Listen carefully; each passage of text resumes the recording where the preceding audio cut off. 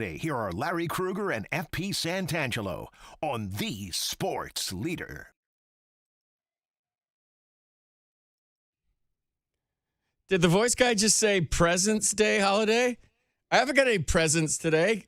He needs to tighten it up. He just ran through presidents and said presents. So happy President's Day, everybody. Filling in on this President's Day holiday, here are Larry Krueger and FP Santangelo on the Sports Leader. I didn't get any presents today. That's BS. What's going on, everybody? You got a live show now. We are live from the KNBR studio. It's FP Santangelo and Larry Krueger on President's Day. Larry, what's going on, man? How are you? Oh, happy President's Day. Yes. My favorite present of all time was my Planet of the Apes treehouse, which was given to me in 1974. It was a favorite back then. I can remember it fondly. My favorite president is Abraham Lincoln. That's my favorite president ever in the history. I remember I did a show when I first started on President's Day. Now it's just triggering my mind right now. And I was doing fun facts on the presidents coming out of commercial breaks. And I said something totally inappropriate about a relative of a deceased president. And Bob Agnew came running in the studio and said, "You can't say that and then laugh." And I laughed after talking about a president's younger sister and something that was going on with her.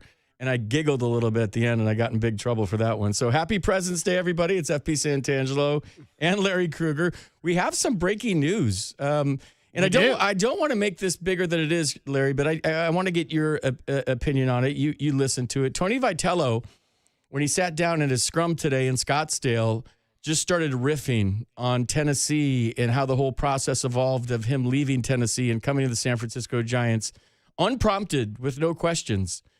So you listened to it. Should we play it first, Larry, and then get your comments on the backside? What do you want to do here? Sure. Yeah. Why don't we play it first so people know what the context is? But yeah, this is just Tony holding holding court in the dugout like he's like all managers will do in the Cactus League or in the spring training period. This be pre-Cactus League. So yeah, let's hear what he had to say, and then we can analyze it. When did you first think I was taking this job? Or do you remember that far back? Yeah, it was about 4 days before it actually happened, 5 days before. Yeah, that's funny you say that because that was not reality, at all. I don't know if Buster would feel the same way, but that wasn't the case. Somebody decides they think they got the information, and, the final blow was about 4 days later.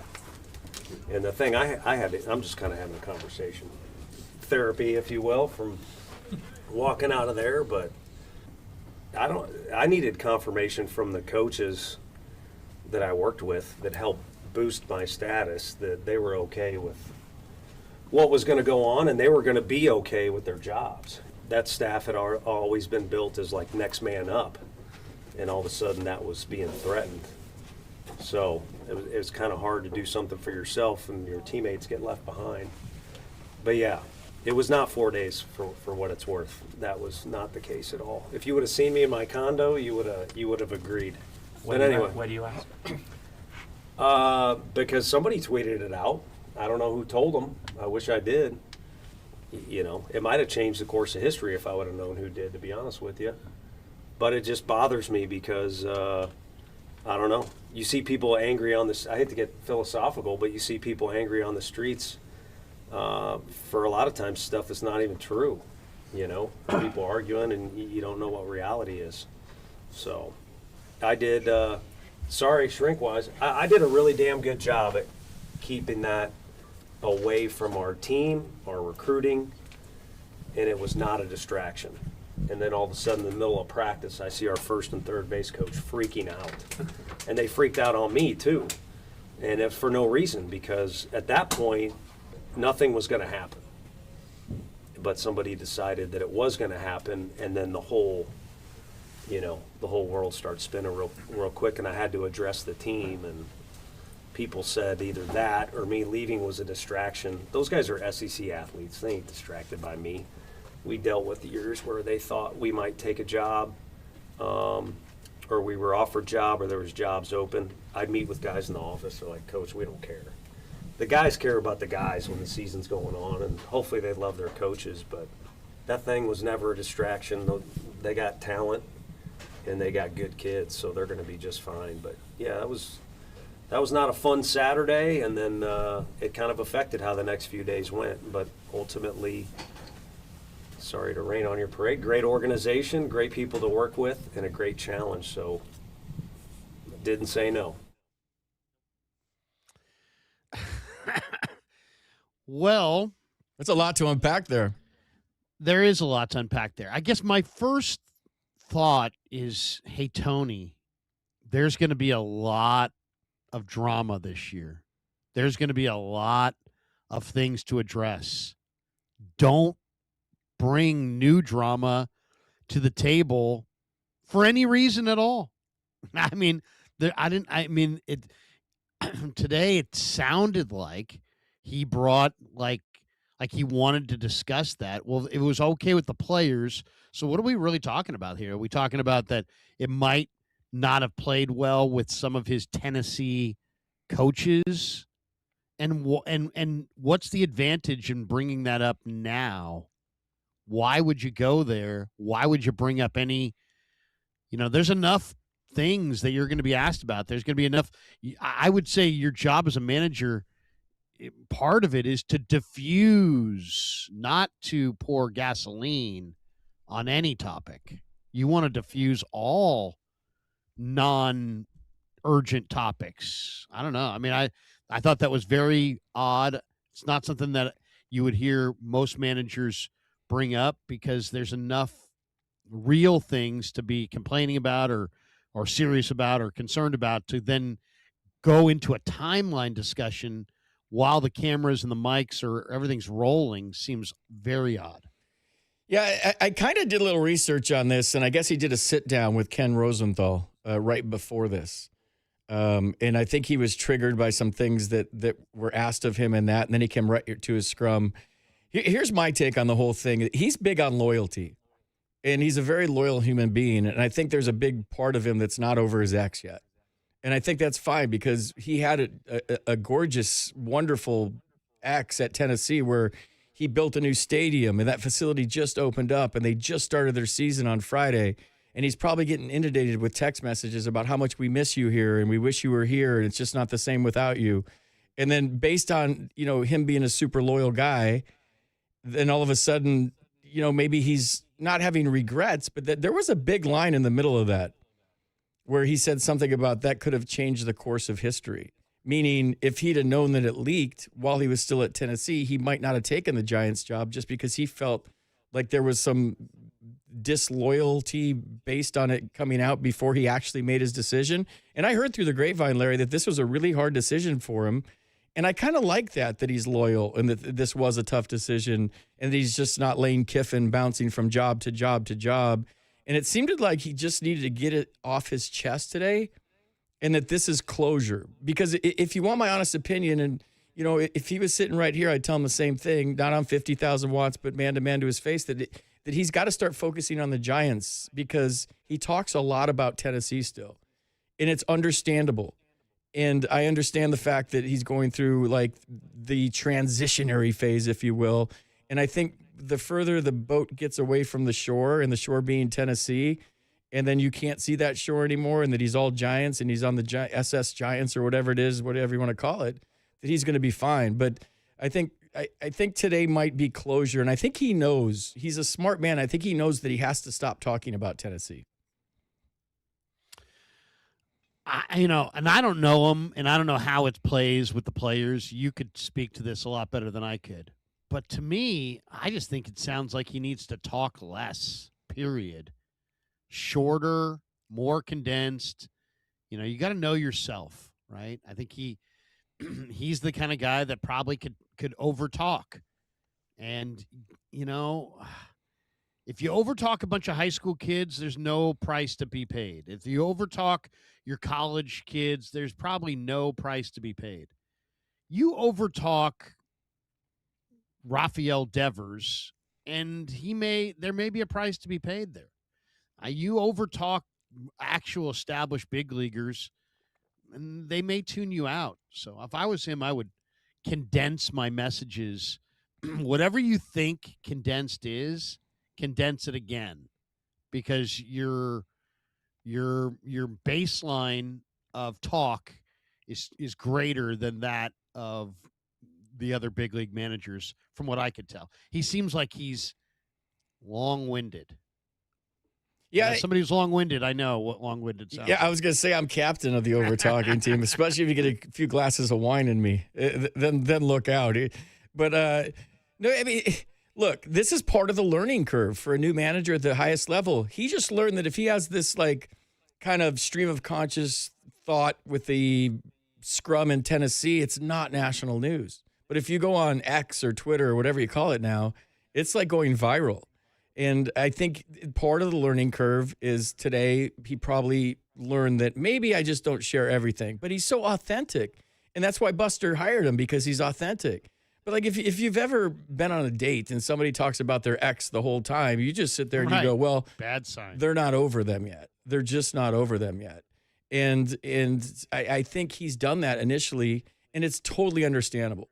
And I think this might be the last time that he talks about Tennessee. Maybe this was just absolute closure for him, and now he's all Giants. So while it's like you see the comments, Giants fans aren't happy. They're like, stop talking about Tennessee. Like, did you not want to take the job? If you read on X right now below the Matt Lively tweet, and I think Matt Lively is the guy that put this on Twitter initially, like the comments from Giants fans, they're not happy. But I would say if you win and stop talking about Tennessee, it cures all of this. And it might be a nothing burger, I guess. But it gave us something to talk about on a President's Day holiday. Yeah, I mean, there's just going to be a lot of things to talk about. And I just don't think you want to introduce anything new. And I don't know. I mean, it just seems like the other thing, it's like, wait a second. So you're the first college coach to be a major league manager, and now you're acting like, you know what, I might have walked away from this. And this is like a once in a lifetime opportunity, and now he's making it seem like, yeah, you know what, I almost walked away from this because I'm that loyal to my guys.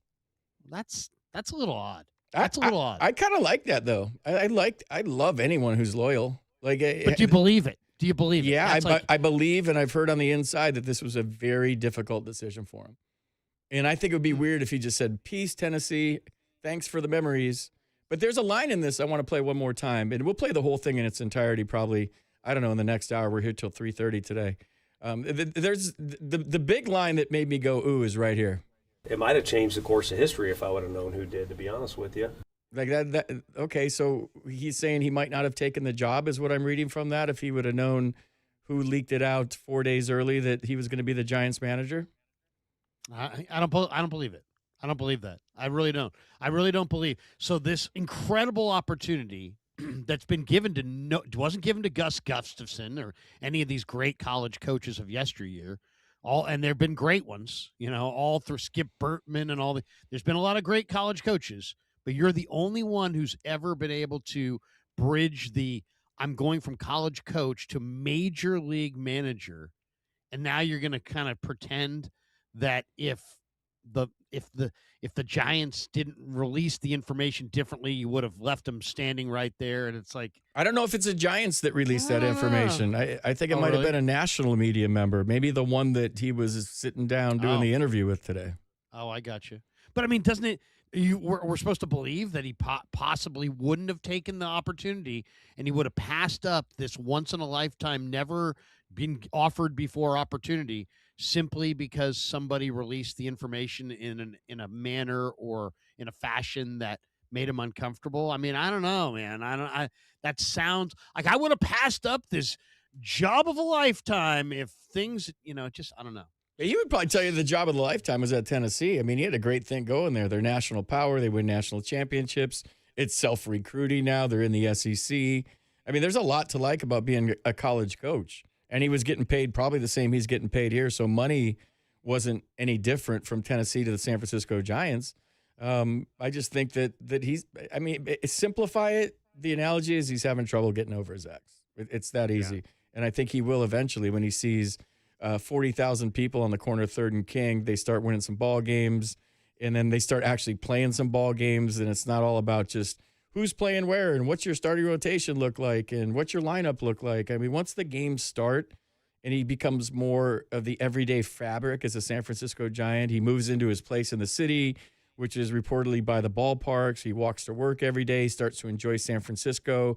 He starts to slowly, gradually become a San Franciscan, and he falls in love with the city like we all are right now. I think this is just a process, and there's going to be hiccups in this thing. There's going to be bumps in the road. There has to be. If you just like seamlessly transfer from a Division I school in college to a major league manager and there's no bumps in the road, that would be weird to me. That would be weird to me if we don't in week 3 of the season go, why did he bunt there? He just bunted Matt Chapman? Like, I mean, there's going to be some weird things, but like that's going to be the process and the learning curve that I think if you look at the 20,000-foot view of this thing, this is more about big picture. This isn't about 2026. This is about the Giants having a relationship and a marriage with a manager for a good decade or so, at least ideally. It's a really interesting thing. I mean, look at pro sports and college sports. Kyle Shanahan is an awesome coach, knows an amazing amount of football, and yet he gets raked. But college coaches, does Lane Kiffin, he got raked a little bit when he left his team, but they probably kissed his butt all season long in Oxford, Mississippi.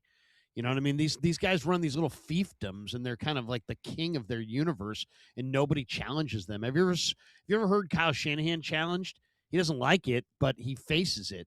If you ever heard Kirby Smart challenged, it sounds like he's, basically motioning to somebody to say, that guy's never asking a question ever again. I mean, it's like you have more control and you have more say, it seems like, in college. What if it's rough this year? They're not going to win the division most likely, right? It's a wild card type situation. What happens if for whatever reason there's a couple bad injuries and the Giants become a 72 win type team and people are just, ripping him left and right? I mean, I'm not saying this is New York, but this is a major market, and he had his butt kissed, I'm sure, in Knoxville. I would say that if things don't go well, the butt smooching that he got in Knoxville is going to seem like a great memory compared to some of the people that are going to be asking some of the questions, later this year. So I don't know if he's still worried about his ex now. How's he going to be when the heat starts coming? If they start losing games and he winds up losing more games in the next 2 months or 3 months than he's lost in his whole career. How does he react to it? Well, he's going to lose more games than he's ever lost in his career this year. Yeah. And he's going to go through an 8 or 9 game losing streak. That's just called a major league season, and that's going to be new to him too. And I think from a player's standpoint, Larry, that when you're 18 or 19 or 20 and you're in college, your college coach walks on water. Like whatever he says is gospel. And you go back to your dorms, you go back to your apartments, you talk about him. Sometimes you make fun of him. Sometimes, you're like, what he said today really resonated with me. And I think at the highest level, when you're talking about grown men with families that are making $30 million a year, that these guys are all like GMs now. They all know everything about everything. The major league player is smarter than ever. So some of the things that weren't questioned, to your point, in college from a media standpoint might be questioned from a player standpoint. But I just see this marriage working out, man. I really do. I kind of almost like what he said today, even though I feel like he needs to stop talking about Tennessee. But I kind of like that he's like so into his feelings and he's so authentic and he's so out there with anything. We criticize athletes and we criticize managers like Bill Belichick or coaches like Bill Belichick when they don't say anything, when they're just stoic and they won't give you anything. And here this guy is spilling his guts today, and maybe he learned, and I'm sure he's like beating himself up right now. It's like, man, I shouldn't have said that. I was rambling today, and now everybody's talking about it, and it's all on the Twitter universe, and he'll probably come back and say something like that, and even like, I'm done talking about Tennessee. I'm sorry tomorrow, but this is all part of the curve, man. It's all part of the process when you get a guy that's never done it before at the highest level. I mean, it's different, man. It's a different animal up here, man. The media is ruthless. The fans are ruthless.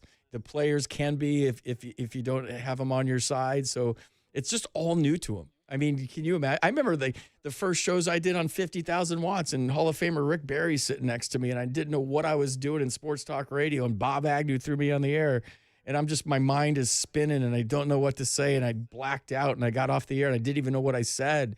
I remember the first game I did for the Giants, and I'm doing the open with Dwayne Kuiper, and they're counting me in, and I just literally was like Cindy Brady in the Brady Bunch. Remember when she was on that TV show and she just stared at the camera, and I didn't know what to say, and we had to do another take, and I said something like, coming off of Matt Cain's no-hitter last time, and Dwayne goes, wait, we got to do that again. Matt Cain has never thrown a no-hitter.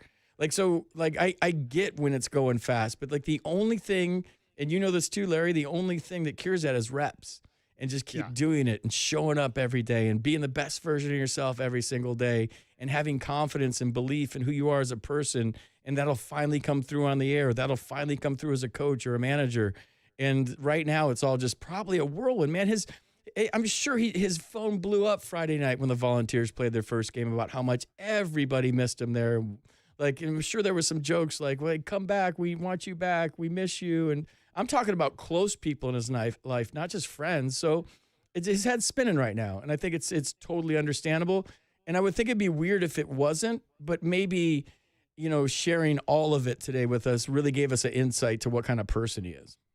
I mean, it's just a totally different job. I mean, it really is. I mean, there's baseball similarities, but it's a totally different job. One job, you have to charm the socks off of, parents of great high school athletes, largely in the Southeast. That's a totally different job than relating and motivating Rafael Devers or being able to strike the exact right chord with your team. So we'll see how it goes. There's going to be an adjust. This is going to be a major adjustment period, and I'm sure he's going to have to change some core things that he does that worked for him at Tennessee that probably aren't going to work for him here in San Francisco. But he also may find out that there's other things that he does exceptionally well that we're not aware of. I mean, it's such an unknown that every single game that we watch is going to be a new kind of, whole group of insights into Tony, his style, what his preferences are, how he manages. We have no idea. We have absolutely no idea what his tendencies are. Is he going to stick with pitchers too long? Is he going to jump out of the dugout first time there's somebody battles? Is he not going to let guys battle through? What's it going to look like? How's it going to play?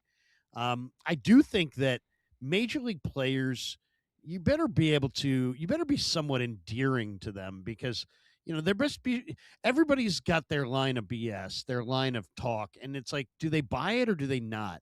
And you better have something about your personality that they're not just doing this because you said so and you're the boss. You better be able to relate to them, explain to them your vision, and have them get the full buy-in. If he gets the full buy-in, I think there's almost no way he'll fail. If he doesn't get that buy-in, I don't think there's any way he'll succeed. So it's a big part of it. And as an ex-player would probably know what goes into getting your plan. And whatever that is, that's going to be absolutely crucial that he's able to do that. Yeah, I think to your point, like when you're a college coach, you're developing men, 18, 19, 20-year-olds, and you're helping them develop as people. At the highest level, that's already happened, right? When you're managing 32, 33-year-olds that have been doing it for a long, long time. So now it's about relationships, but it's not development of people. It's about winning. The bottom line is winning. However you do it, however you relate to the team in the clubhouse. Like I've always thought that the manager doesn't have to be my best friend. That I just want him, I want to respect him. I want to go out there and play hard for him. We don't have to go have beers after the game. And I think it's a different time now. And I think it's a little bit different where Tony can be that guy that's like a teammate to these guys, almost like Dusty Baker was. You and I talked about it in the crossover the other night. So it's going to be fun to watch this whole thing develop. Coming up on the other side, Marty Lurie is going to join us. We'll ask Marty. Hopefully Marty can listen to this, has listened to this, and we can get his thoughts on it. The great Marty Lurie joins the show next. You're listening to Larry Krueger and FP Santangelo on KNBR, the sports leader. Filling in on this President's Day holiday, here are Larry Krueger and FP Santangelo.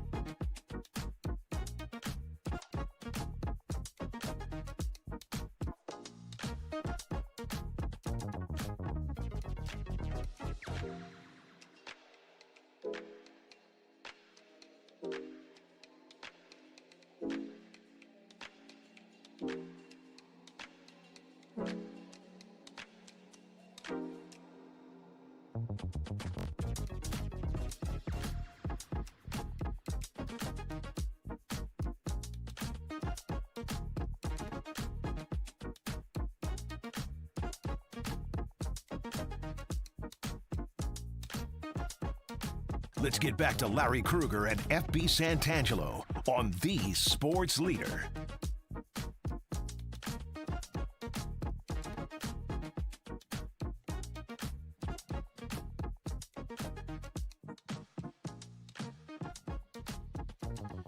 Welcome back. Hope everybody's enjoying President's Day. Larry Krueger and FP Santangelo with you on the Sports Leader. And joining us on the Uma guest line, the great Marty Lurie. There's not been a movie done on my life, nor has there been one done on FP Santangelo's life, but there has been one done on Marty's life, and he is with us on the Uma guest line to talk all things Giants. What's up, Marty? How are you?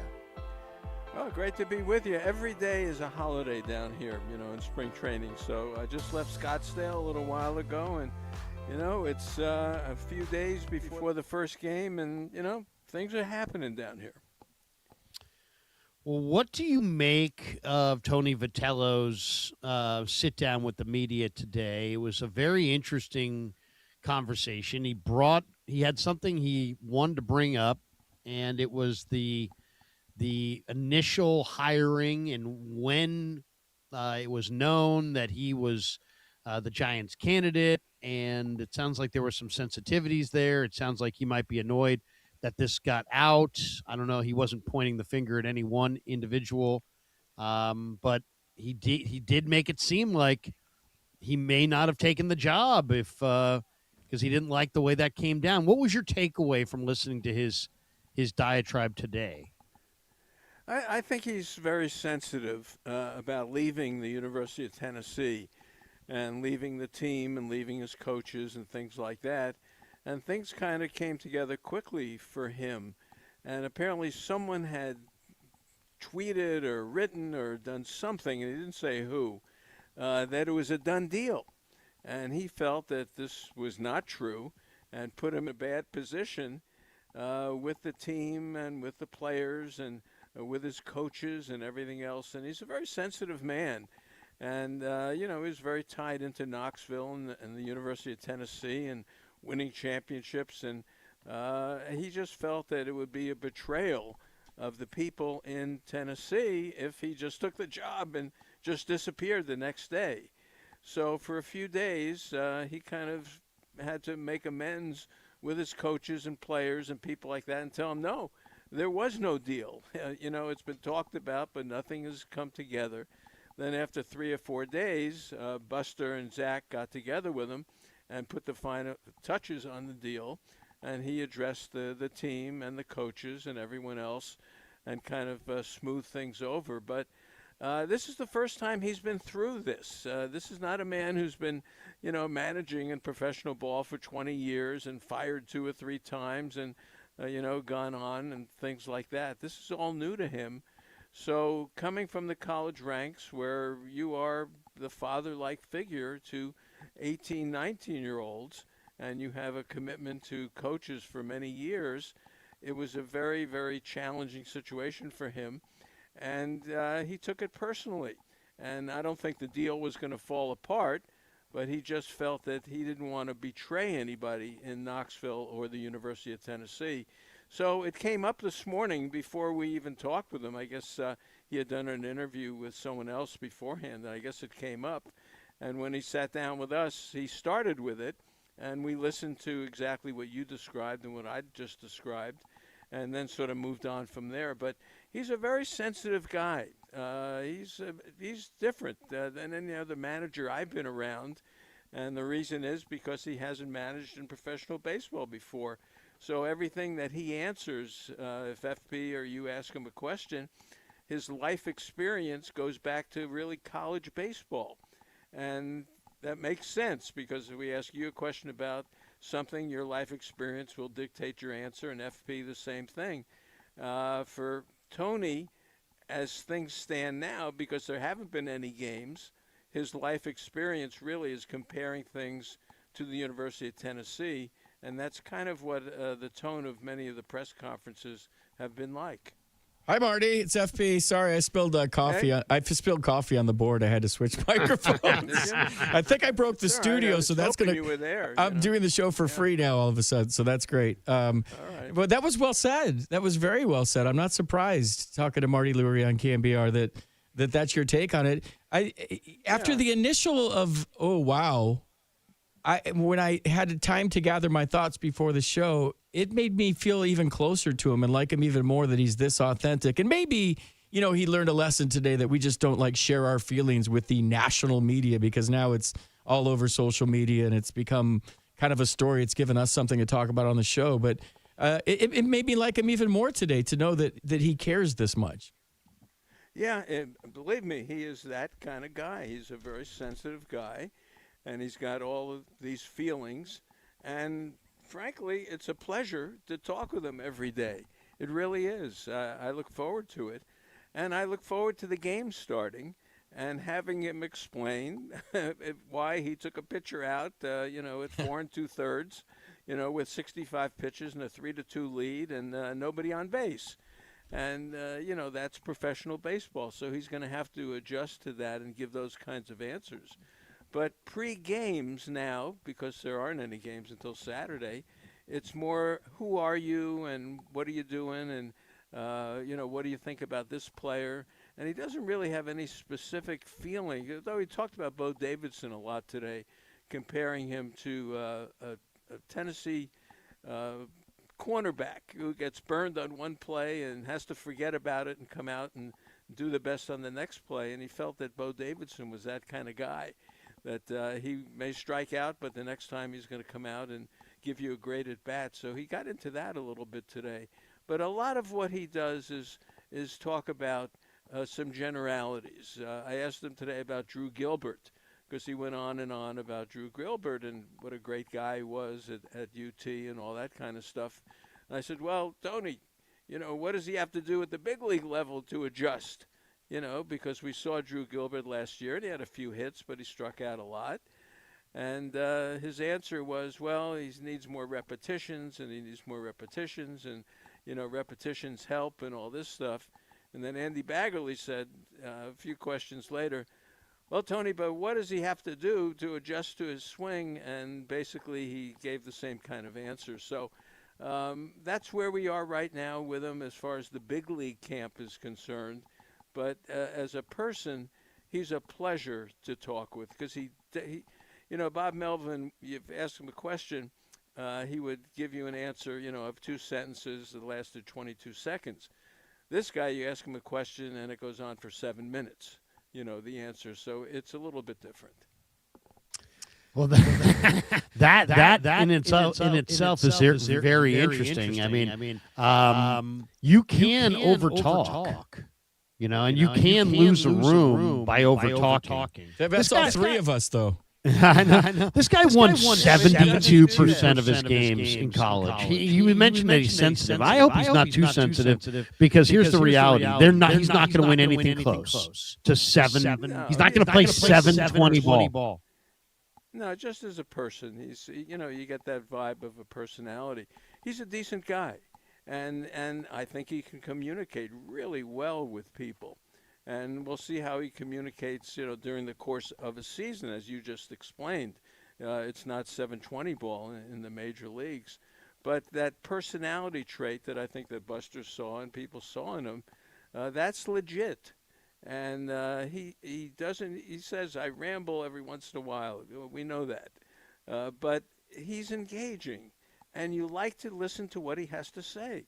Frankly, I'll tell you honestly, it's a pleasure to listen to him.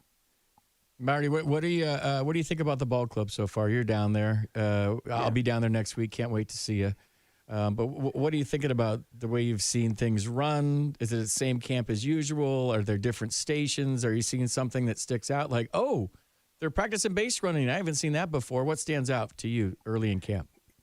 Yeah, a lot more noise, so to speak. This Tingler was running the bunt drills today and talking during the drill about good job, this and that, and very animated today. And I find that the camp is definitely a lot livelier with the coaching staff and with the people that they have now. Ron Washington is here, and of course people love talking to him.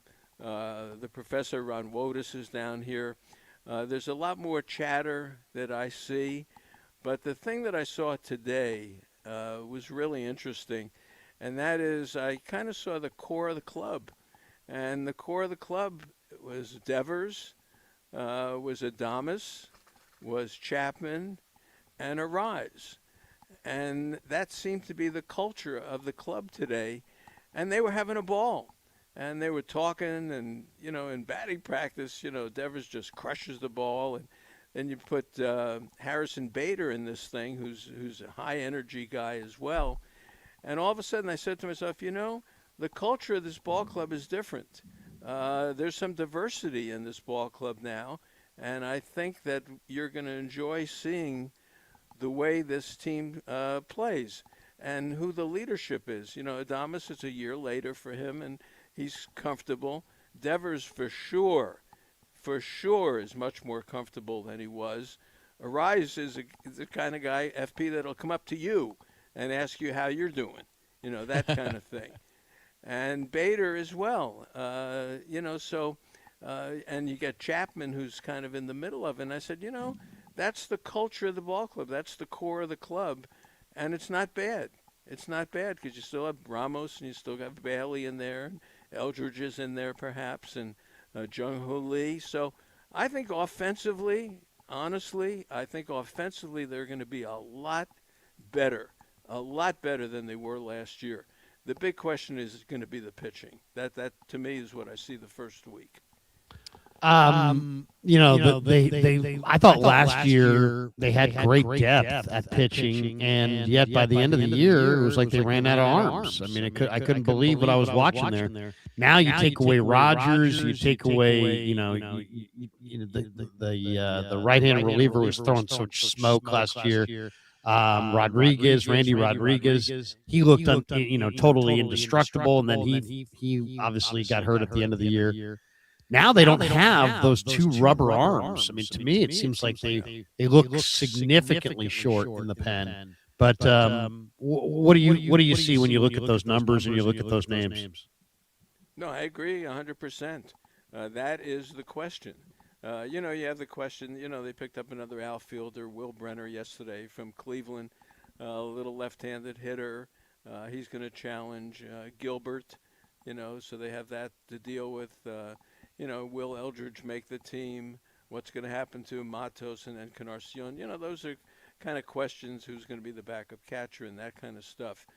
But the pitching is really what you just described. And when you look at it, who's the closer? Is it Ryan Walker? Is Peguero, who now his hamstring hurts a little bit. He didn't work out today. They don't have that traditional bullpen set up. Is Eric Miller going to be the closer? Who's the other lefty in the pen? Who are the other righties in the pen? I think they're kind of hoping that this little group of the Birdsong, Wisenhunt, McDonald, people like that someone kind of grabs that relief spot, not necessarily to be the closer, but helps in the bullpen. Then you have Spencer Bivens, who's still there. There is no doubt in my mind the bullpen is something that is very, very much up in the air as to how that's going to happen. And that's a key part of baseball today. So for this team, starting pitching-wise, Logan Webb is going to give you his 7 innings. Robbie Ray, I pitched live batting practice today. He was grunting like crazy and looked like his usual self. He's going to give you probably 6. Roop, all of a sudden, before you know it, you're in the 5th or 6th inning with him. You don't know what you're going to get out of Malley and Hauser and how long they're going to last. So the pitching depth is not really there. And part of this whole spring training is going to be watching which pitchers look like major league pitchers down here, because they're going to have to rework that bullpen. And I agree with you, Larry, and FP, I get your thoughts as well. The bullpen for me is the one area that is clearly up in the air. Yeah, I never panic on a bullpen early in the season. I panic on a bullpen late in the season because I feel like bullpens are always works in progress. And then you could ham and egg it for a little bit, and then hopefully toward the end of the season you get some fresh arms from another team, and you can figure it out. Like I never really worry about it until, I don't know, July, August, when the games start mattering, and especially September. So it's not that much of a priority for me. I still think Hayden Birdsong's a big piece in that bullpen. I really do. I think if he figures things out from a confidence standpoint, a mechanic standpoint, that a kid that throws 98 with a wipeout curveball and other things to go with it can be an asset in high leverage situations late in the game. So we'll see whether it's the 7th, 8th, or even 9th with that kid. I think the upside there is just incredible. But I want to change gears a little bit and talk about Bryce Eldridge. Marty, like, you're there, you're watching him take ground balls. We know the swing is there. We know the strike zone. He's got pretty good command of it as a 21-year-old, and we know all the stats and the power and all that. But how is he looking fielding ground balls at first? Because I'll say this, from a trained eye, I don't know if it was 2 springs or 3 springs ago, I watched Marco Luciano take 3 ground balls, and it looked like a Panzer tank charging a beach ball. Like he didn't have the feet, he didn't have the hands. And when you're a former infielder, you can tell that right away. You've been around the game for so long. You have a trained eye. What have you seen in Bryce Eldridge defensively so far in camp? looks very comfortable with what they've done with him. Now, of course, what have they done? The PFPs and some bunt plays and things like that. But he looks extremely comfortable now. I haven't watched him dig the ball out of the dirt, and throw some short and things like that. So I can't say anything on that. But from what I've seen of him and Devers, honestly, both of them are extremely, extremely smooth around the bag. For whatever it's worth, Chapman took balls at first base today. Now, he may have just been doing that to fool around, but he didn't have a first baseman's glove. He used his glove, but he was taking balls at first today. But for me, from what I've seen here so far, Eldridge looks very comfortable at what he's doing, very comfortable. And Devers really looks comfortable. And I know Wash is working with a rise every single day. So maybe the right side of the infield, is maybe a little better than we think. But so far, so down here, looks solid to me. And there hasn't been anything dramatic yet for Eldridge. But from what we've seen so far with him, he's been fine. He did strike out a big percentage last year. I think it was 27% of the time. It's a small sample size that he got. It's hard to really, gauge what he's going to be. But he's just got a massive strike zone. What is it sounds like from Wash that he's making major strides defensively, but it sounds like there were major strides that were needed. What do you think of this player as an offensive player, Marty? I mean, what is there a chance that this kid breaks north with this team after this camp, or do you think that that's a long shot? What are you looking for in his at-bats this spring that tells you that there's growth there? Sure. Not striking out a lot, making contact and controlling the at-bat. That's what I would be looking for. Now, of course, it's spring training, and a lot of guys are going to the WBC, so maybe you'll see more minor league pitching as the exhibition season gets into, the middle of March.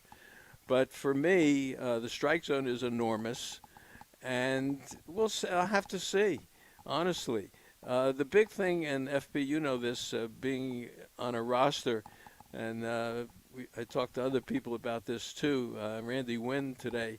When you get down to it, if you have options at the end of spring training, you better hide, because there's a good chance they're going to option you out to save the roster spot of an Encarnacion or a Matos or somebody else. So to answer Larry's question, will he break with the team? I think there's and this is just my opinion, a reasonable chance that depending on the spring of Matos and Encarnacion and maybe some other people, that Eldridge does get optioned out and starts at Sacramento, and maybe Drew Gilbert goes with him because they have options.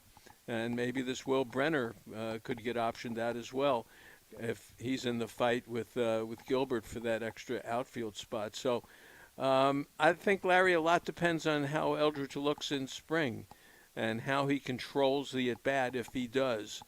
And I think that'll determine it. But the fact that he does have an option, and you do have players who don't have options who you don't want to give up on, I think there's a reasonable chance he would start in Sacramento.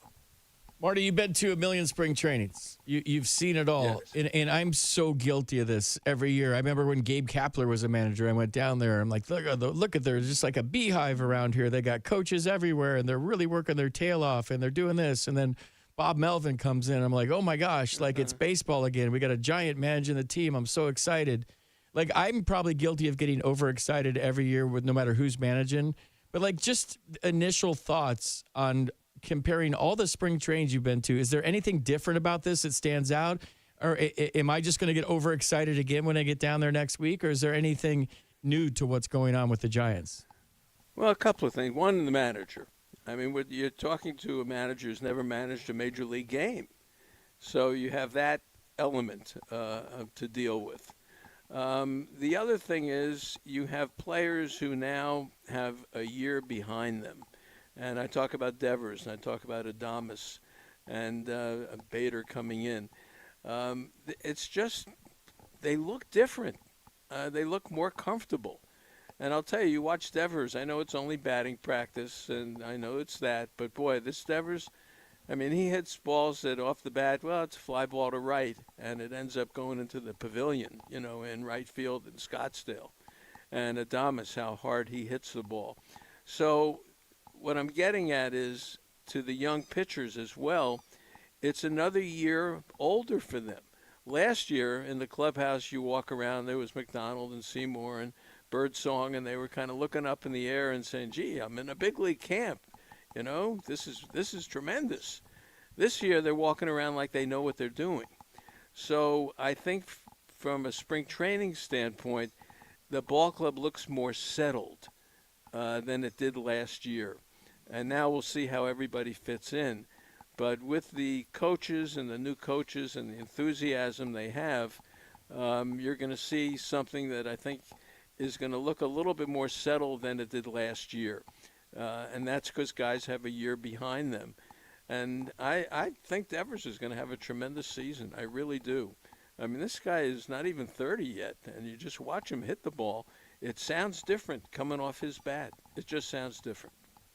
Marty, is there an offensive player that you think could surprise in March? I mean, yeah, Bo Davidson's a non-roster invitee. I mean, there's some interesting, we just talked about Eldridge. Heck, this prospect they got from in last year's trade, the Jesus Rodriguez behind the plate. I'd like to see what he does offensively. Is there an offensive player that you think might surprise us this month? Well, the one that I always like to talk about is Casey Schmidt. And, this is his third year, at least in the big leagues. And it just, to me, it's in there somewhere. And that's a guy I'll watch a lot this spring to see what he does. But not really, Lair. I think on the players they don't have that many players. I mean, the catchers, it's Rodriguez and Susak is there. We know Bailey is going to be the catcher. None of the catchers really have stood out, honestly. Infield-wise, Koss is there. Casey Schmidt is there backing up Arise. You have that going on. I haven't seen the kid from Cleveland yet, but I'm told, and talking to Randy Wynn a little bit about him, that he said some good things about what he has accomplished. Maybe that's one I'd like to see play because he can knock Gilbert off the team. If Gilbert's got an option and this kid gets that position. So that's one that I'll look at. I want to see Ramos. Ramos took a lot of heat last year for his defense. He's married and maybe settled down a little bit more. So maybe that's in a bat I'd like to see a little bit more of this spring. But it's the culture, guys. I mean, to watch a Rise take batting practice, he carves up the field. It's just interesting to watch him use the whole field. And that's another guy I'm going to enjoy watching. I think offensively, Larry, I think you know the team. You know the team. And they just didn't bring over a ton of guys from minor league camp because this is not a team where, you're going to bring a guy up Monday and on Friday he's on the waiver list. Those days are over. These guys are here, and I think you're going to see them in camp. I don't think there are going to be a lot of mysteries on the offensive side. It's the pitching, to me, that's going to be the mystery. Marty, it's great catching up with you. On the way out, how we doing? How are you doing? Doing pretty good. A couple of things. One, the movie, the Baseball Mensch, the Marty Lurie story is on Amazon Prime now, so that's kind of exciting. And I've been to a few film festivals, and it's going to be shown in Cooperstown in June, so that's pretty good. And today, Susan Slusser, you know how everyone sits around. So the big thing was, which person would Tony address by name first? And that was going to be the big question. And yesterday he said, Marty, what do you got today? You were first. You were first. That was me. That was me. Is there Marty, of all the writers? Marty, is there any? Is there any I nude? felt terrible. Is there any nude scenes in your movie? Just Larry Krueger, just being chased.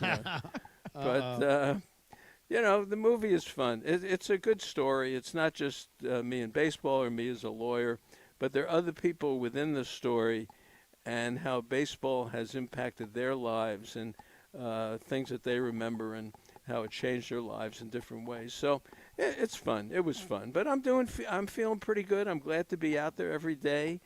I'm looking forward to the first show. Will be this Sunday morning.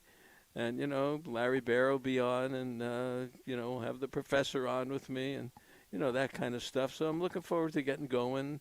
It's 10 o'clock Pacific on Sunday morning. So how are you guys doing? We're doing great, Marty. Absolutely. It's baseball When are you coming season. down, FB? I'll be there on the 25th through the 14th. I'm there for a while, so you're going to be sick of me by the time I come back to San Francisco doing some games. Well, you're going to enjoy the media thing in the morning is fun. I tell you, it really is. It is. It's fun talking. Tony is cool. He's fun to talk to, and he knows that he has to learn a lot, and he's not making believe. So I think you're going to find a very real person to talk to. Yeah, I've spent some time with him. He's a great guy. I'm his biggest fan. Yeah. I'm his absolute biggest fan. Sure I love the authenticity. Hey, nothing says baseball season like Marty Lurie on KNBR. Marty, thanks for joining us, man. Really appreciate it. Love it. Anytime. You know that. Marty's the best. He's influenced so many lives, including my own when I first started on KNBR and we did the whole 2010 World Series run from the bunker. And I left him for a full segment while I drank a bottle of champagne on the mound, and he was in the bunker by himself. And I came back, was half hammered after drinking a bottle of champagne. I ran it by Lee Hammer. I said, Lee, I'm going to drink on the air if the Giants win tonight. He goes, you can do whatever you want if the Giants win. So I brought a bottle of champagne with me. We did the post-game show. I got a little tipsy on the mound after the game and celebrated. Brought the bottle back in and drank it right on the air. And it was one of my most memorable shows. So I could never thank Marty Lurie enough for helping me out with that. All right, we got Susan Slusser coming up at 1:30. Kyle Haynes, Giants Director of Player Development, is going to join us after that. So a lot of Giants talk today, but at 8:08 KNBR, as I go to commercial break right here, your thoughts on what Tony Vitello said today. Maybe we'll play it again in its entirety coming out of break. And I want to hear from you guys. It's my favorite part about doing shows on KNBR. Your thoughts on his thoughts in the dugout today. So it's Larry Krueger and FP Santangelo on the Sports Leader. Your call's next after this.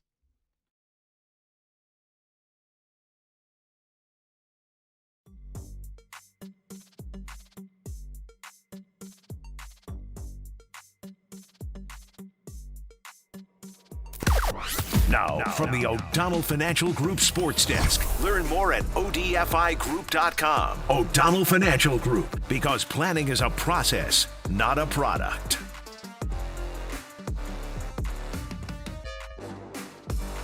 Happy President's Day from the Leader. El Presidente, El Perfecto. Krug NFP will take you up to college basketball. We have Syracuse and Duke at 3:30. And following the game, we have Kerry Crowley taking your calls and texts on Sports Phone KNBR. All coming up later on KNBR, the President Draymond, I don't know if anybody in this country want me as the president. Leader.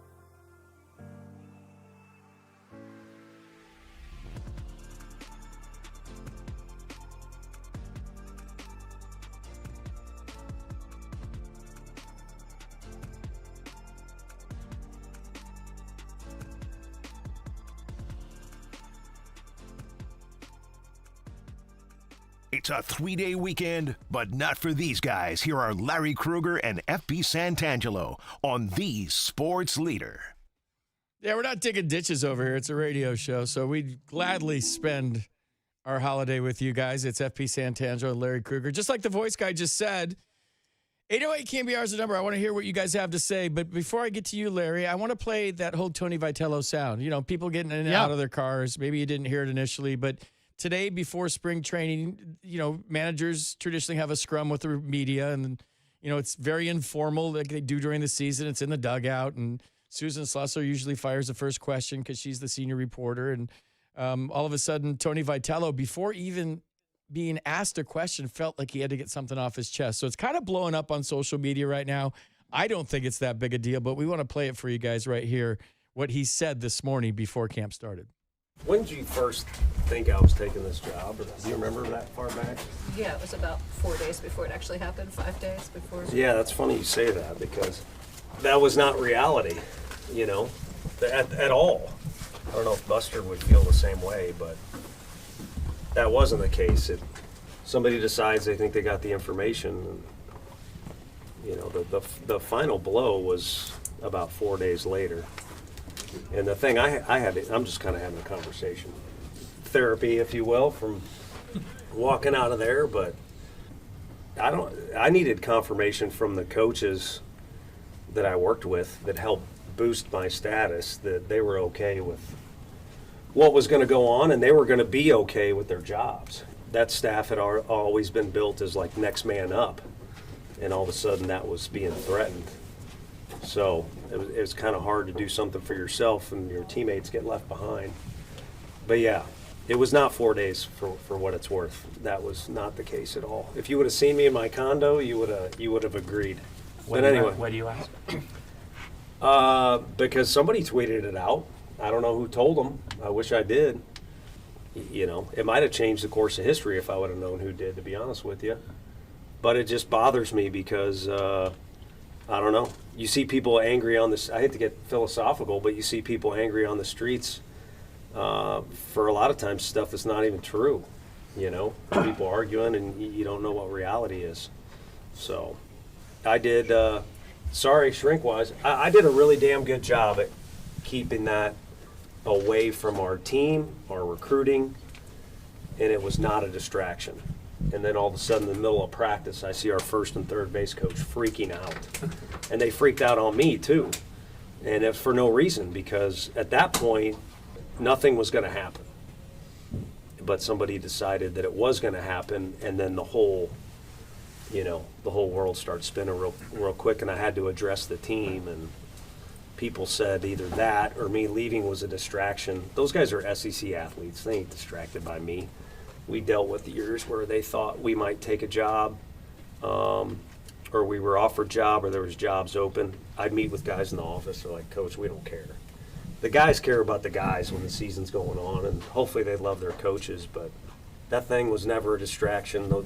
They got talent, and they got good kids, so they're going to be just fine. But yeah, that was not a fun Saturday, and then it kind of affected how the next few days went. But ultimately, sorry to rain on your parade. Great organization, great people to work with, and a great challenge. So didn't say no.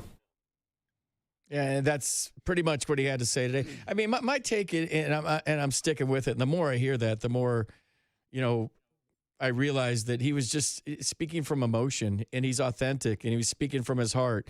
And I think, just recapping what I said earlier, that he needs to stop talking about his ex.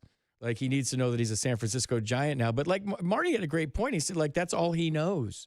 His whole baseball life has been the University of Tennessee. So whenever you ask somebody a question, like, I'm guilty of it myself, talking about my playing days so much because I can't believe I did it, number one.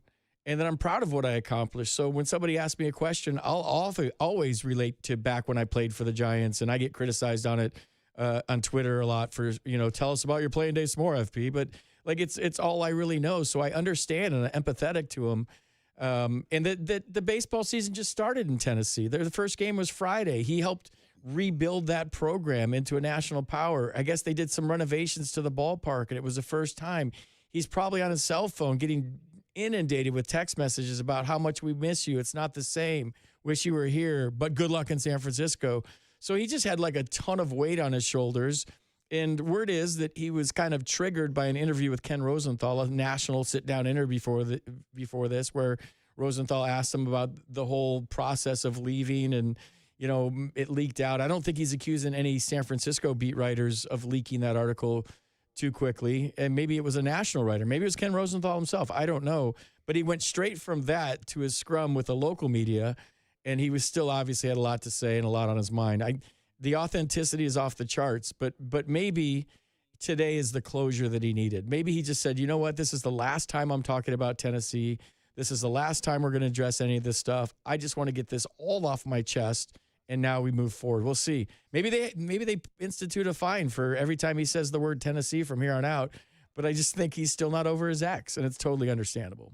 Well, I mean, first of all, when you're a manager of a major college program, you're the king, and you make all the rules, and everybody just sits there and worships at your toes, and there's no adversity, and nobody's going to challenge you, and you control everything, the message, how you want it to be delineated, how you want it to get out, to who and when, and all the terms, and you're calling all the shots.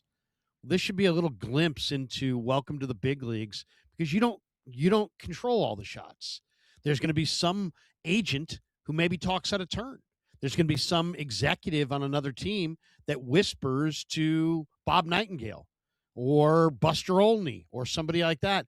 And this is so, I mean, what are we really talking about here? So what, 4 days before it was official that you were coming to the Giants, there was somebody out there saying, hey, Tony to the Giants, it's happening. And it happened. So, so what are you going to do in the trade deadline when you're trying to trade player X and you haven't told him anything about it because you have nothing to tell, because there's nothing official yet, and somebody spills their beans to Jim Bowden, and Jim Bowden goes with a report, Giants are looking to trade player X, and you've never had that conversation with them, and Buster's never had that conversation with them. And the deal's not official by any stretch, even though it's probably been agreed to all but, crossing the T's and dotting the I's. You don't have total control in the big leagues. So, I don't know. I think this should be a learning experience for him that, guess what? You could have all the perfect intentions, but sometimes S happens. Sometimes somebody's going to talk out of school, and you don't have total control of your situation like you may have had in Knoxville, Tennessee, because this ain't Knoxville, Tennessee anymore, and this just in, the whole industry of baseball and who's going where, the trades, the transactions, that's an industry unto itself. So you're not going to, business will always prevail. And so the rumor mill is business, and there's people that make money off the rumor mill. So don't think that just because you haven't said something that you're going to have total control over the situation. This is not, this is not your kingdom. So I don't know. If I understand why he'd be frustrated by that, but get ready for that, because there's going to be other times where news gets out and you didn't authorize it. And then, heck, the Giants, I remember Dusty Baker. I don't know if you remember this, FP, but I remember Dusty Baker was really, really mad at some people at KNBR back in the day around the trade deadline when it had come out that like some player was being housed in a hotel and he wasn't actually going back to the minors, and they were playing some roster games trying to make everything all come together, and the trade hadn't come together yet. But Dusty didn't like the fact that KNBR was reporting that pitcher X was not going to AAA, that he actually was in a hotel in Chicago, whatever it was. And it's like, what? You lose control sometimes. You don't always have the total control. Those are really good points. And I've been texting my son back and forth that, as much as I'm his biggest fan and I think he's going to succeed and I'm rooting for him because I'm a Giants fan at heart and I want this to be a great thing for fans, the team, the organization, everything involved. There's been a lot of Tennessee talk early on. And I'm texting my son jokingly back and forth about somebody's got to tell Tony, like, he's got to stop talking about his ex. Like, he's a giant now. But I think that's a process that's going to happen naturally. And I think if you look at the big picture of today, like, this might be a positive. This might be the last straw, right? This is like, okay, he's going to go home tonight and say, I probably shouldn't have done that stream of conscious thing, but I was triggered by something that happened earlier. I kind of spilled my guts to the media. And I think as a manager, you never want to be in the news, right? Unless it's something about the game or something. You don't want to create news on your own. Like, there's going to be, Larry, you made a great point earlier when we did this right out of the gate. There's going to be enough to talk about during the season. There's going to be enough news that you have to address on a daily basis. And what he's going to have to deal with the media pales in comparison. 1/100th of what he dealt with at the University of Tennessee. It's every single day. It's before the game. It's after the game. It's, I have to go talk to this person. I'm doing a sit down over here with MLB Network. I'm doing Ken Rosenthal. I have to address the scrum in the dugout. Then I have my press conference after the game for 162 games. Like, this is a great learning lesson, like you said today, to maybe, just maybe, and I hope it doesn't retard his progress with the media where he feels like now I have to overcorrect. And now I can't share. Because like Marty said, one of the beautiful things about this guy is his authenticity, his openness, that he shares stuff with us. And I hope as a rookie manager, just new a week into this or whatever it is with spring training so far, that he doesn't try to go the other way now. And he's just going to give us the standard answers and it's going to be boring. I don't think he's going to be like that.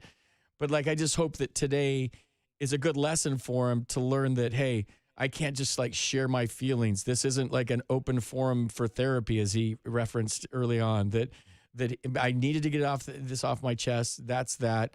I think it's a nothing burger. And like I said earlier in the show, it makes me like him even more because the Giants, we as Giants fans have an authentic manager that's just going to be open with us. And I hope he doesn't go Bill Belichick and just be like, give the standard answers. And now we're just like, oh man, remember when he first started? He was so great and so open and honest, and we love sitting down with him, like Marty was saying in our interview just now. I hope he doesn't go the other way. Yeah, my big hope is that he doesn't try to relate so much that he's constantly looking for where he relates, because where he relates is always going to be back in the college game. And I just think there's, maybe he knows that he's seen a similar situation like this 3 years ago with a player at Tennessee, but maybe it's just good to keep where he knows it private and just that he knows it. You know what I mean? Because eventually you could, there's going to be pressure. There's going to be pressure to win, and the team's going to have some good streaks. They're going to have some bad streaks. Well, what if they get into a high pressure environment, moment, and all of a sudden he's referencing Tennessee for the 27th time, and Devers just gets tired of it and just is like, if I hear about Tennessee one more time, I'm going to lose it, And I think the players will give him. I think he is endearing, and I think he is going to be himself.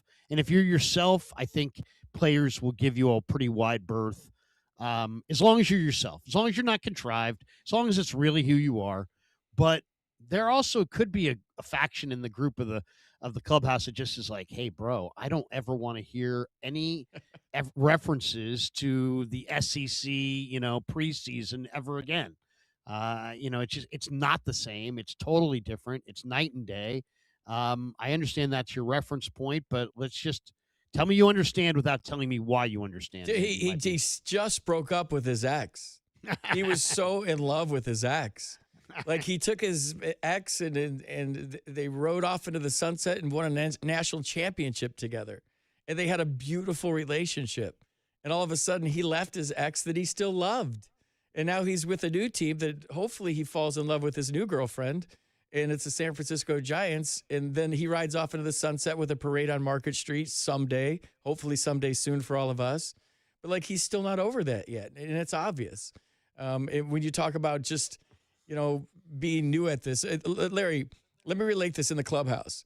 Like, when you sign with a new team or somebody signs with a new team, inevitably in spring training, there's like, they'll say we, and they're talking about, let's just say the Brewers, for example. We used to do this and we did that. And somebody will stop you and say like, hey, you're here now. the Giants are we, not the Brewers. You're not with the Brewers anymore. You're with the Giants. So no more we crap. And I got called out on that when I came over for the Giants. And I would say, I was with Montreal for 10 years, 6 in the minors, 4 in the big leagues. And when I came to the Giants, my first new team, and I said, well, when we used to play you guys, we used to always think. And then I think it was Rob Nen, if I'm remembering right, in the training room one day said, dude, we is here now. No more of that. And then I remember that. So when we'd get new guys, I would say, hey, that's then. If they wanted you, they would have kept you. You're with our team now. So we would make fun of that. But I think that's just the transition that Tony's going through right now. He's still not over his old team that he built up from. I mean, Tennessee baseball was terrible when he got there. They weren't good. I mean, it's his baby. Yeah, that's his baby. That's his first love, so to speak. And now he's trying to get over that. And I think today was a little bit of closure for him. I don't think we're going to be hearing more Tennessees after today. We'll see. It does make you wonder, because it's not even if your ex-girlfriend was like, I hated Roger, okay, fine. And then maybe you date her for a few months and it's like, I love the back rub you just gave me. Roger was terrible. His hands had calluses. Okay, even if it's negative. And after about 3 more Rogers, you're like, hey, you know what? I don't ever want to hear this guy's name ever again. He was a narcissist. That's why you broke up with him. He was terrible. He treated you like crap, and you're still talking about him. I just don't want, because it does. It sounds like no matter what you're saying, like you're not over it, or like you're emotionally or mentally still there.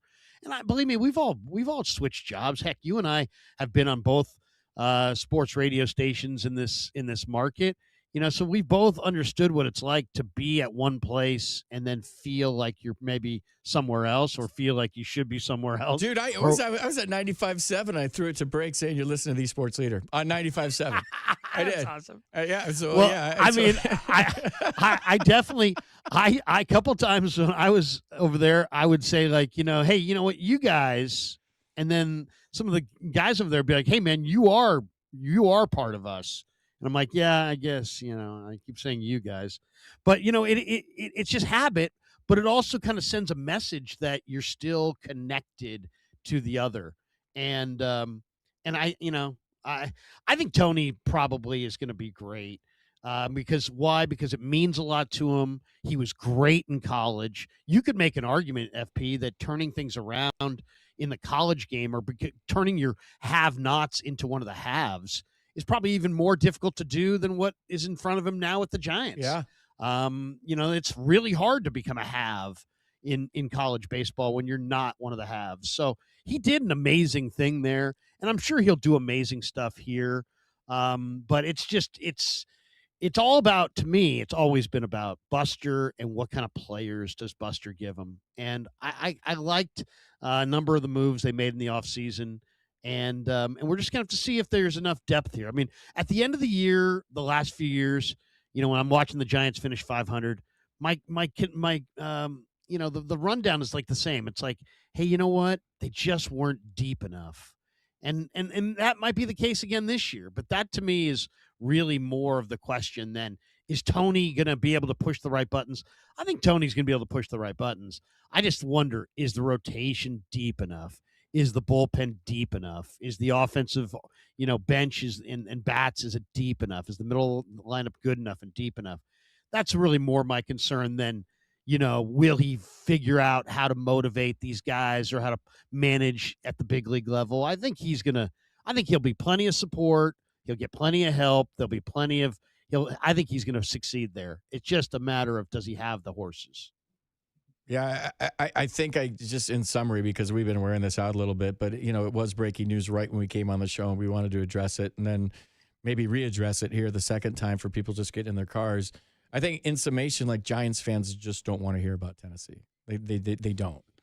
And so I think that's going to be the end of it today, and we'll just see how it is moving forward. I want to take a quick commercial break. Larry had a great topic. I was driving in today, and I said, what are we talking about today? And it was about, Larry, you want to introduce the leadership of the sports thing that you want to talk about, and we'll tease that going to break? Yeah, I mean, I was just thinking, we knew we were going to talk a little bit about Tony today, but then, there's also, this is a big, moment for the Warriors. This is a big moment. Where do they go post, trade deadline, post Kuminga? Who do you feel confident in Joe and his kids running the Warriors with Dunleavy there? Do you feel more confident in the Giants with Buster, who we all know is a baseball genius, but now he's got a manager who doesn't have a lot of experience? Or do you feel more confident in Lynch and Shanahan? And our friend Dieter said that he thinks there's a chance, at least, that the 49ers might be in the market to change general managers, which would be a huge story.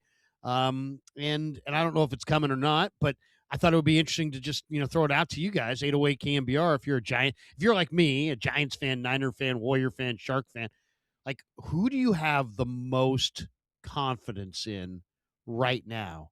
Is it the Warriors? Is it the Sharks? Is it the Giants? Or is it the Niners? The front office, though. The front office, like, yeah, as an organization and like the direction they're going, front office exclusively. Whose front office do you have the most confidence in right now of our teams in the Bay? I'd love to hear. 808 KNBR, and I think there could be a wide variety of answers on this one. All right, Susan Slusser coming up on the other side of the break, and then we'll get back to that topic. It's FB Santangelo, Larry Krueger. You're listening to The Sports Leader.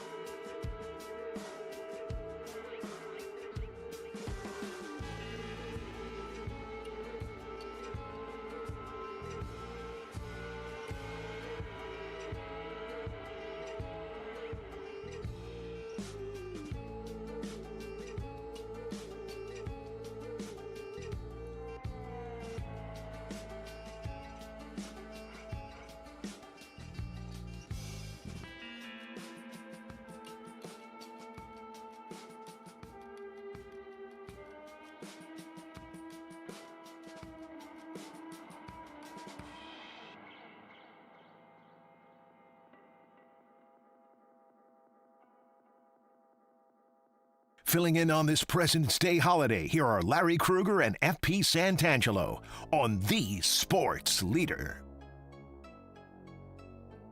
Apparently it's President's Day, so everybody give somebody a present today. Because voice guy just rolled right through presidents, didn't he? Raph, play that again real quick. Come on, we're going to throw the voice guy under the bus. Let's do it. You got it? Cue it up. Filling in on this President's Day holiday, here are Larry Krueger and FP Santangelo. All right, presents for everybody. Larry Krueger is Santa Claus today. He's going to be coming by your house. We're trying to track down Susan Slusser. By the way, I'm shocked that she said yes to coming on today because she's writing this article. She just released it on what happened with Tony Vitello today. She's in spring training. She's literally writing 3 articles a day. It's like her busy season. So I'm shocked that she is even coming on here. She's my partner on my podcast, Splash Hit Territory. And we've been having a lot of fun with that. But before we get to Susan, and we're efforting her right now, I want to get back to the topic we teased going to break. And Larry was asking, I thought it's a great topic, by the way. Larry's asking, what front office of the 4 major sports teams in the Bay Area do you have the most confidence in? And Larry, I want to know what your answer is. Well, I think it might be the Giants. I know that sounds crazy because the Giants have been kind of in a lull and Buster's a little bit unproven, but I just really believe that Buster is a baseball genius and that he's got a pretty good handle on things. It doesn't mean that you're going to snap your fingers and you're going to become the Dodgers, or that you're going to be able to outrun the Dodgers, or that they're going to have some 107 win type year like miraculously Kapler and Farhan had, which is, by the way, looking back on it, miraculous. I mean, that was an unbelievable happening, probably the most unlikely season of any team that I've ever watched in my entire lifetime had to be the Giants in 2021. But that all being said, I would still say it's the Giants. I mean, I believe in the Niners, but they've missed a lot. They've missed 10 times in the 3rd round. They've missed 18 times in 9 drafts in the first 3 rounds. That's a high propensity of misses. So I think the Niners are a good organization, but I'm a little they've missed at a high rate recently, and they've fallen behind Seattle and LA. I can't put the Warriors in there because I really believe that Joe Lacob said goodbye to all of his good talent evaluators. I mean, he had Travis Schlenk, he had the late Jerry West, he had Bob Myers, he had Larry Riley, he had Don Nelson, he had all these guys, and he basically said, "No, you know what? I think I know a lot about basketball, and I think my kids know a lot about basketball." And then he's got Dunleavy in there. I'm just largely hugely unimpressed by what they've done. Chris Paul for Jordan Poole. I mean, come on. You're trading a 23-year-old guy for a 38-year-old guy. The way they devalued the Jonathan Kuminga asset until he was absolutely worth nothing. Some of the picks, the Smiley Geaches and the Justinian Jessups. It's like, no, you're not 10 times. You're not light years ahead of everybody. You're a lucky guy who bought a team that had Steph Curry and Klay Thompson. And I think the rest of it, we'll see how smart you are from this point forward. And I think we're finding out the answer to that. So I'm going to say the Giants. Interesting. And I don't know enough about the San Jose Sharks to say their front office, but watching Macklin Celebrini in the Olympics, he might be the best player on the ice every time I watch a game. He's amazing. I mean, I know there's players with more storied history, but when I watch this 19-year-old on the biggest stage right now and what he did yesterday for Team Canada, and I don't know how. I'm watching USA hockey. I'm into the hockey. Our women are amazing. They play for the gold, I think, on Thursday. They won the semifinals today. Spoiler alert. Sorry if you're driving home to watch that. They are so good and so dominant and so fast and so physical. It's fun to watch the women's hockey. That's been my favorite sport in the Olympics. But when you watch Celebrini for Team Canada, I don't know how we're beating Team Canada. Like they're just. Tom Wilson got in a fight yesterday. One of his players got cheap shot. It was a check to the head, and then he went over on the bench. And being a Caps fan for all these years back in D.C., when I saw Tom Wilson talking to the guy that got cheap shotted on the bench, and he kneeled down in front of him, he said, "Are you okay?" And that I knew he was going out and retaliating, and he did. He got in a fight with the guy that cheap shot him, which is a game misconduct in the Olympics. So Tom Wilson's going to miss a game for Team Canada. It's kind of getting off on a tangent, but like I would have a tendency not knowing enough about the Sharks based on what they're doing and how relevant they are all of a sudden with Celebrini to lean that way. But I'm going to go against the grain a little bit. You probably thought I was going to pick the Giants, but the Giants front office is too new. Like Buster's had a year. Zach has had a year. Tony hasn't even had a year yet, if we're talking about coaches included in all this thing. And maybe the 20,000-foot view when it's all said and done is they'll dominate this conversation and they will be the number one. And I wouldn't dispute that at all based on what all the things you said. But how can you argue with the 49ers and John Lynch and Kyle Shanahan and getting to the NFC Championship and getting the Super Bowl as many times as they have? And I know they haven't crossed the finish line, so to speak.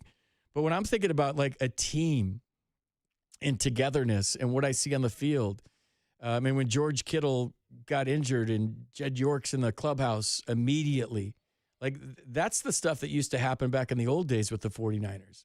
So when we talk about like the total picture of it, like I'd have to lean, not knowing enough about the Sharks to comment it, full disclosure. I'm not going to sit here and BS fans because they know there's so many Sharks fans in their cars probably agreeing with the Sharks one that I'd have to go with the 49ers, no? Well, we're talking about front office. So, I mean, I think Shanahan is done an incredible job for sure. But, I mean, you know, their first-round picks have not been very good. You know, they've missed an awful lot. So that's what I was factoring in. I mean, I don't think the 49ers are a bad front office, but they're not. They've fallen behind Seattle, and they haven't fallen behind Seattle for no reason. They've fallen behind Seattle for a clear reason. They went for Trey Lance. Trey Lance was a bust. They spent $40 million on Javon Hargrave. He didn't give them $40 million worth of a performance, and they've missed a lot in the first 3 rounds of the draft. And I just think that's really the reason. You know, it's the 49ers have all their best players are 30 plus years old, except for Upton Stout and Brock Purdy. So I like John Lynch. I mean, I think he's a really good guy, but I think he's largely unproven as an executive. Jake Moody. You forgot to mention Jake Moody in the 3rd round.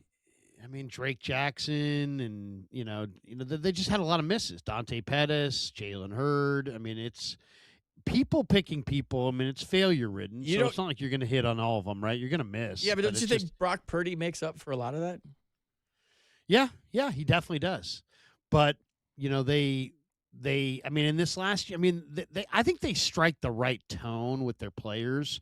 I think I think there's a lot to like about the way the Niners run their team, but once again, it's hard to get beyond. They've only had 9 drafts, and they've already missed 10 times in the 3rd round alone. So that's a lot of misses in the 3rd round, and those are high picks. So it's not, you know. I think John Lynch is a great face of the franchise. I think he brings tremendous credibility. I just need to hit at a higher clip than they're hitting at right now. And it's really about, can you keep up with John Schneider? Can you keep up with Les Snead? Can you keep up with the best teams in the sport? And right now they're kind of slipping behind. All right, we're going to go back to baseball real quick. We tracked her down. She is the busiest woman in sports right now. A senior writer for the Chronicle, covers the Giants. Susan Slusser on article number 16 today joins the show. What's going on, Susan? How are you? I'm great. How are you guys? I'm not as busy as you. My goodness, between the podcast that we do, Splash Hit, and all the articles you're writing, and then you had some news today to report on. So we really appreciate your time today. It's Larry Krueger and FP Santangelo. So what do you make of what happened this morning with Tony in the scrum? Well, I hesitate to call it news. It was unusual, right?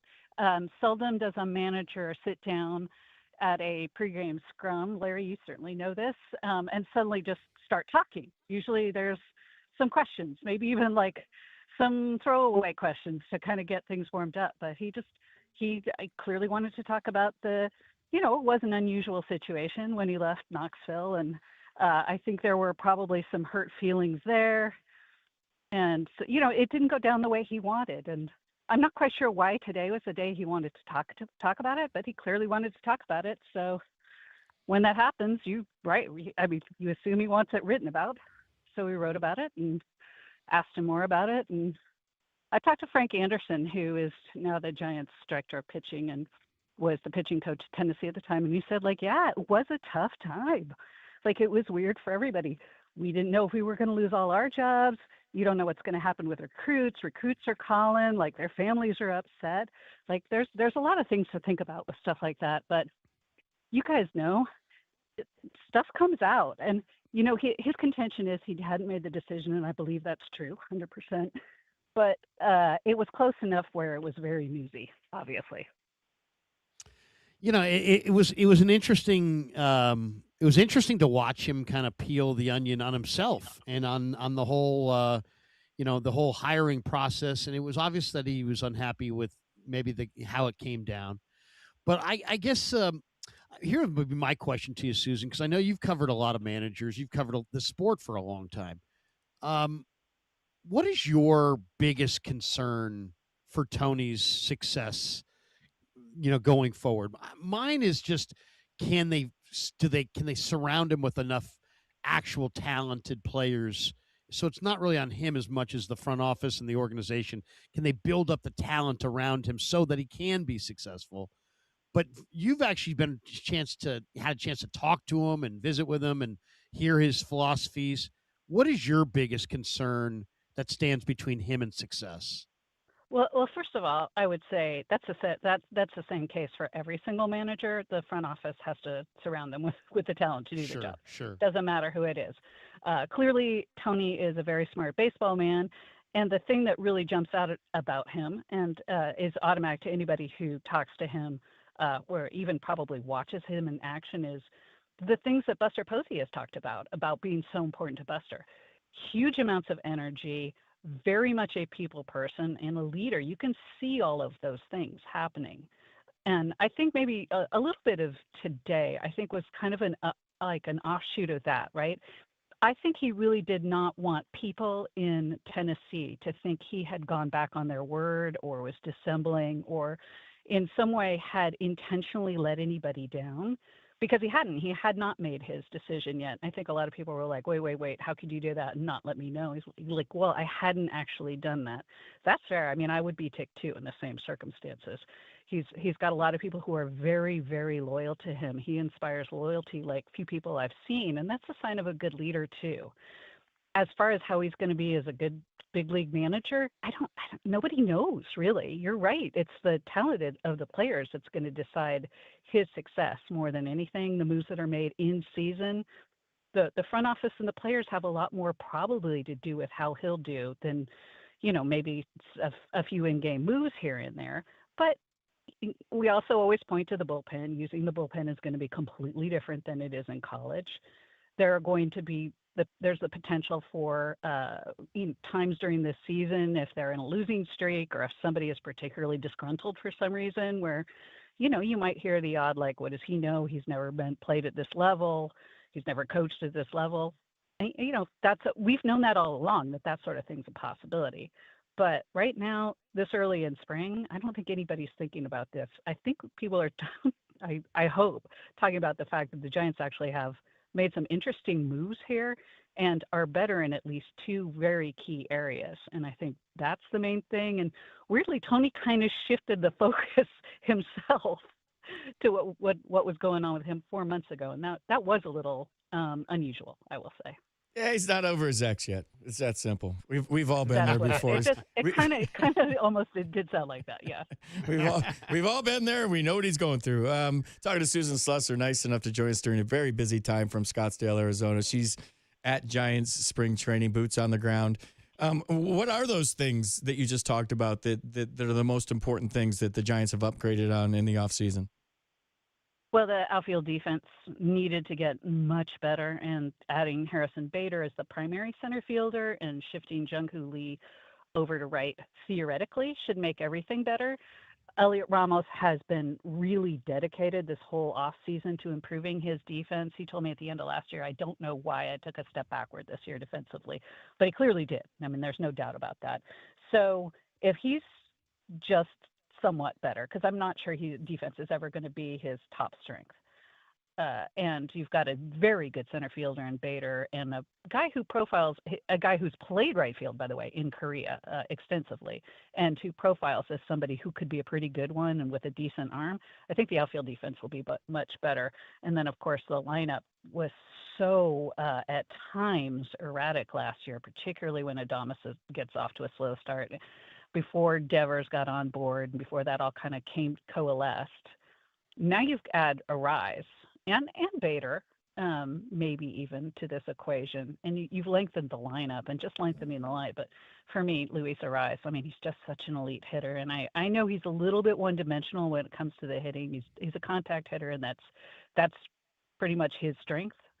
But I love watching him, and if you're going to have a guy like him on base as much as he gets on base in front of somebody like Devers, somebody, maybe like Adames, Chapman, those kind of guys, I think that they certainly should be able to score a lot more runs than they did last year and more consistently.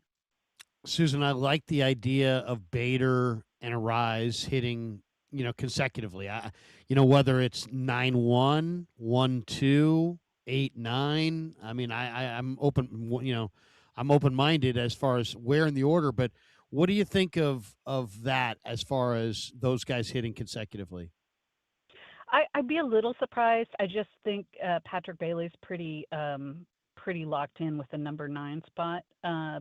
But hey, none of us know what Tony Vitello's tendencies are going to be lineup-wise at all.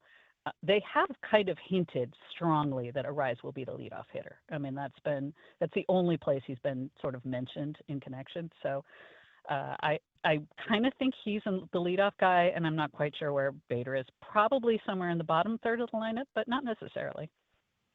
What do you know about Will Brennan? He's coming off Tommy John surgery, but I haven't done my research yet. I know he's Guardians. He's a little left-handed hitter that's pesky. Yep. Where is he with his Tommy John, and what do you know about him? Well, I think he is ready to go, or certainly close to. I think what he is a very nice depth piece right now, and part of that is because both Matos and Encarnacion are out of options. The chances of one or maybe even both being with the organization after the end of the spring are, it's pretty slim. So they need more bodies in the outfield, and he's, this is a good player. So I don't think necessarily they are looking at him as somebody who's going to say compete for the 4th outfielder spot, although he certainly could.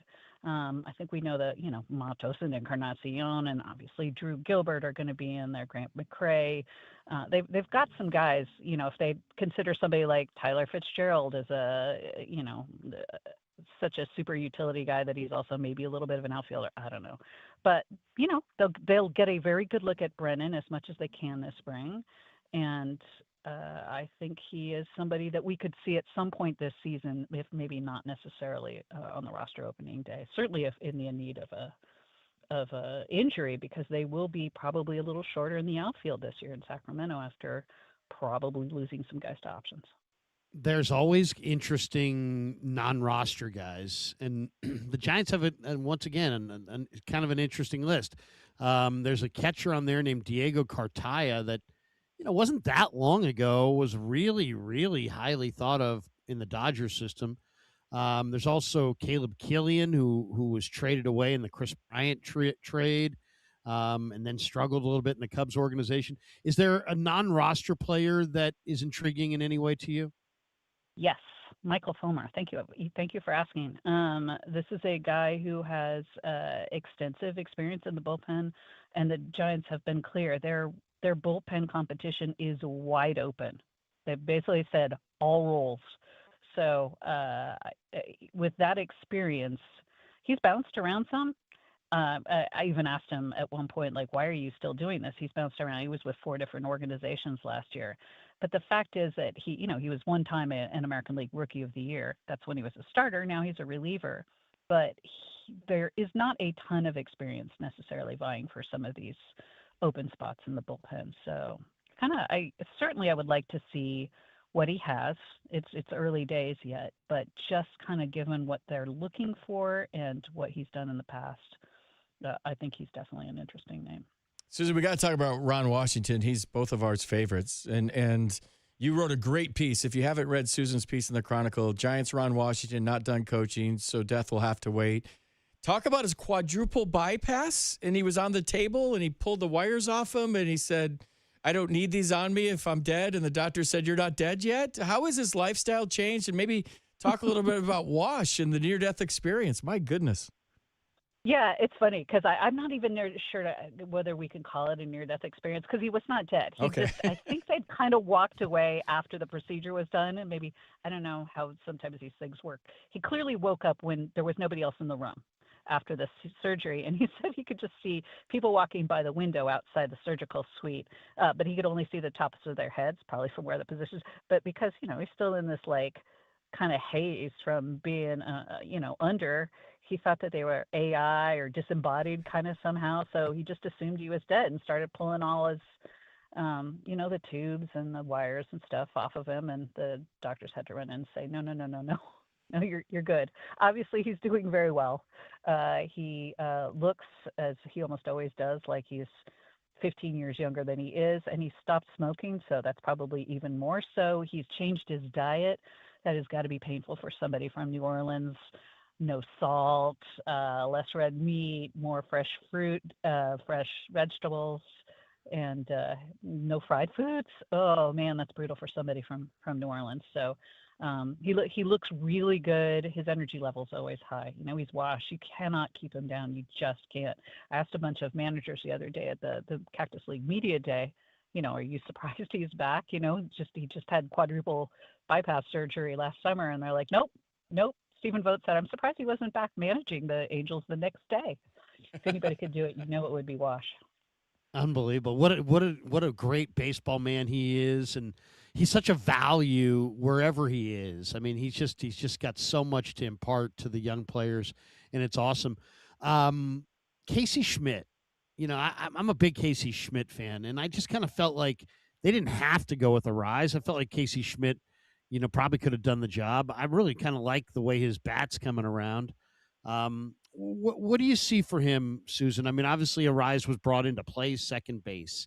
So that means Casey Schmidt can't be playing second base. And we know Chapman is the everyday guy at third. These are the two spots where he plays. What do you envision for him in 26?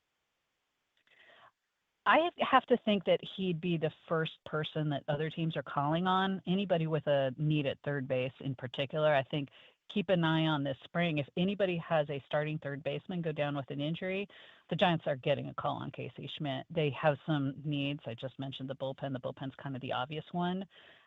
So I do think he's somebody who, I'm not saying he's necessarily going to get traded, but he right now is one of the guys who would be a top target, I think, for other teams. So that's one possibility. They talk about him being sort of a super utility guy in the infield, playing everywhere because he can play first now too. He's got Wash to help him.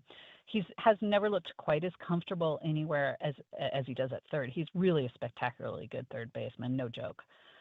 What I would really, he is young, he's good, he's got so much potential. I don't just love the idea of him being on the bench most of the time. I'd love him to go somewhere. I'd love the Giants to get something they really need, and for Casey Schmidt to go have an everyday job somewhere. It's not going to be with the Giants at third base. We all know that. We've known that for some time. That's why the Giants have been getting calls on him ever since they signed Matt Chapman, really. So I don't know. I don't know what's going to happen with him this season. I suspect at some point probably he gets traded because he's got more value probably to other teams than he might for the Giants. I think he'd be a very good play around the infield guy, but it's tough for younger players to hit at all when they're doing that. And he's moving a little bit out of prospect range, but not quite to the point where I think anybody should think of him as not a potential everyday player. Oh, I love all those points. I mean, they're dead on, but like if I'm Buster and Zach, Susan, like Matt Chapman's been hurt a lot, like over the last few years, whether it's freak injuries with spraining his hand last year, trying to go back into first against the Braves. And you have a guy that you really don't miss a whole lot defensively at third when Chapman's out. Now, I know the Giants their record reflected differently when Chapman was out last year. I think it was like 8 games below 500 or something to that effect. But wouldn't you be tempted to keep him as a big-time insurance policy just in case something like that happened? I guess it's one of those you just weigh things out, right? I mean, I love Casey Schmidt. I really do. I think he's got a world of talent. That's why I'd actually really like to go see him play every day somewhere.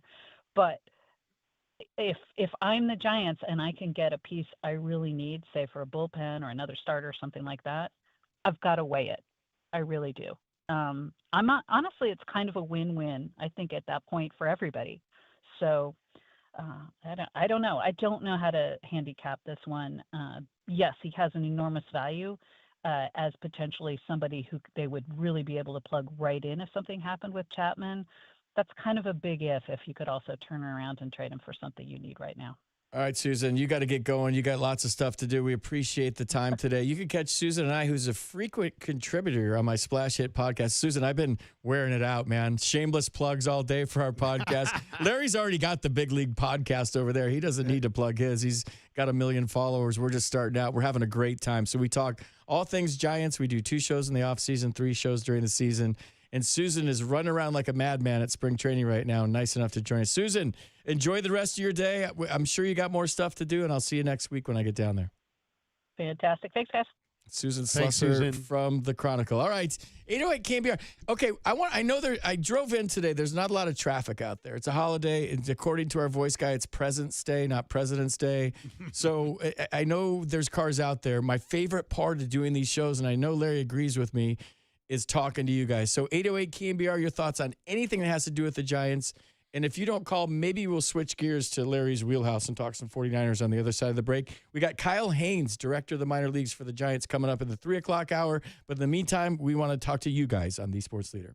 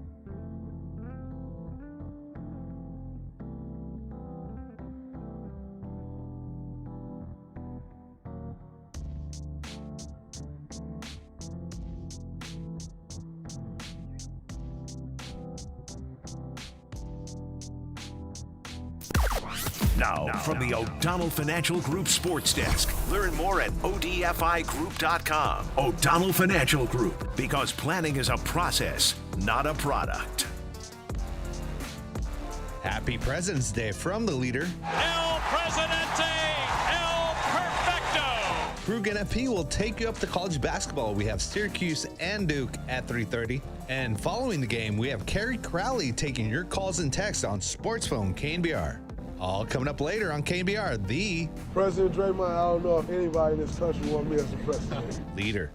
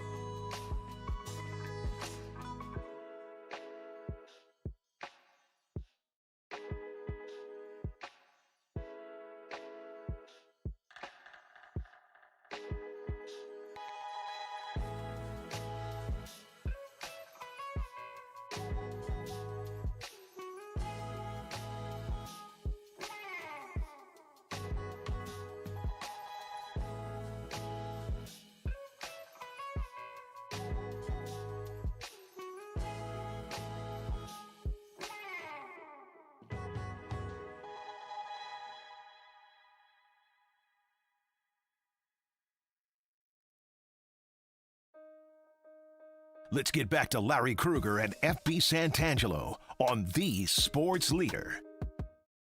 All right, cruising along, 2 o'clock hour. I think, are we here till 3:30? Is that what the plan is? All right, 3:30. We're just making it up as we go. It's a President's Day.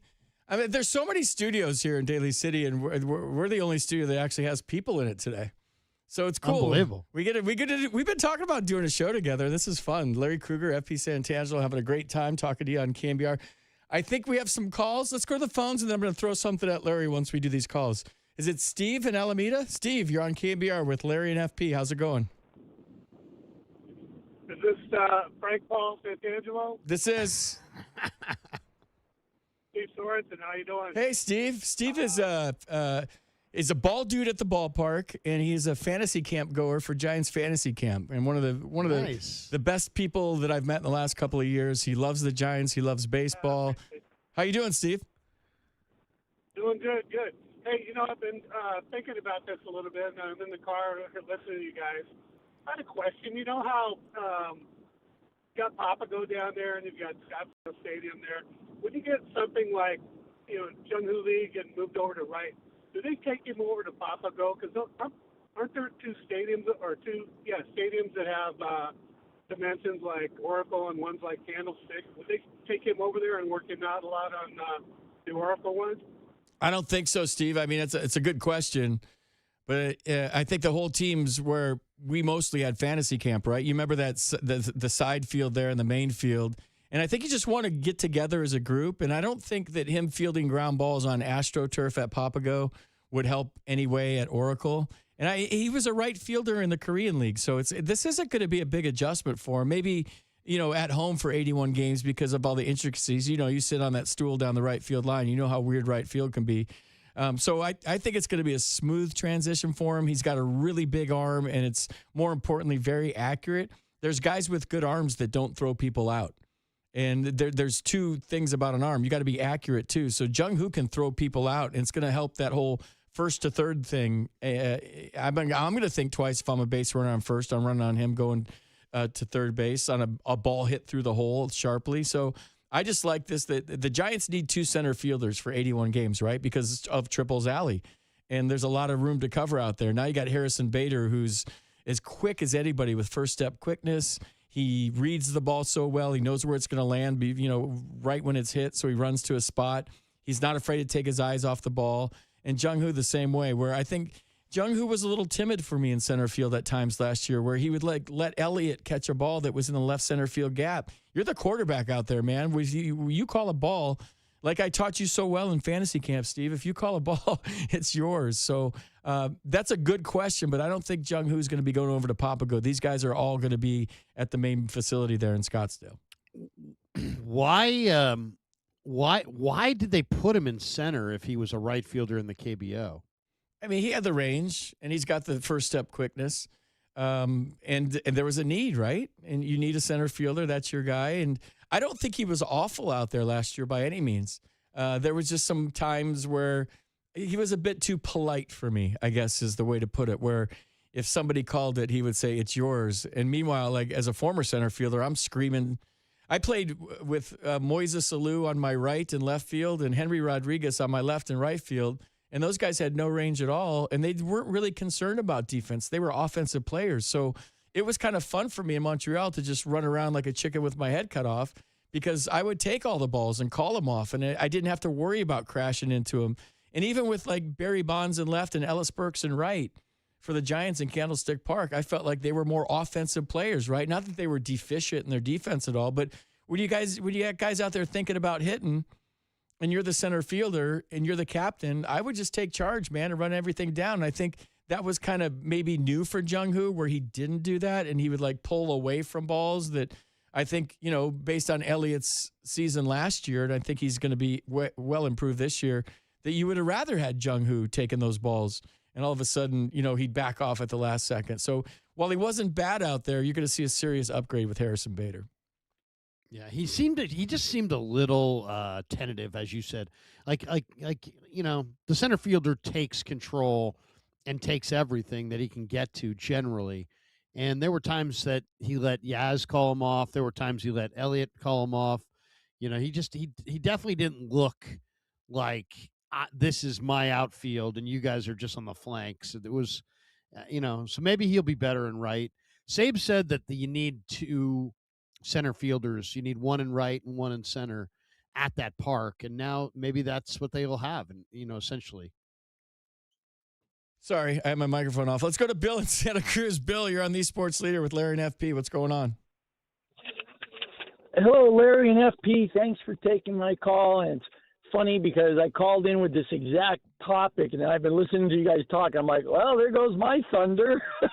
But I was thinking, I think the whole outfield is going to be better because it seemed like there was always a communication gap with Jung-Hoo Lee and Ramos. And I can't remember how many times I've seen Ramos, they plow into each other. And you're like, no, why are they not communicating out there? And I think having somebody like Bader, who's a true center fielder, is going to be able to communicate better on both sides of the ball to be able to help Jung-Hoo Lee in right field and Ramos in left field. Anyways, that was my thought. It was just funny to hear you guys basically talk about the whole thing. Thanks for calling, Bill. Appreciate it. My call. Good stuff.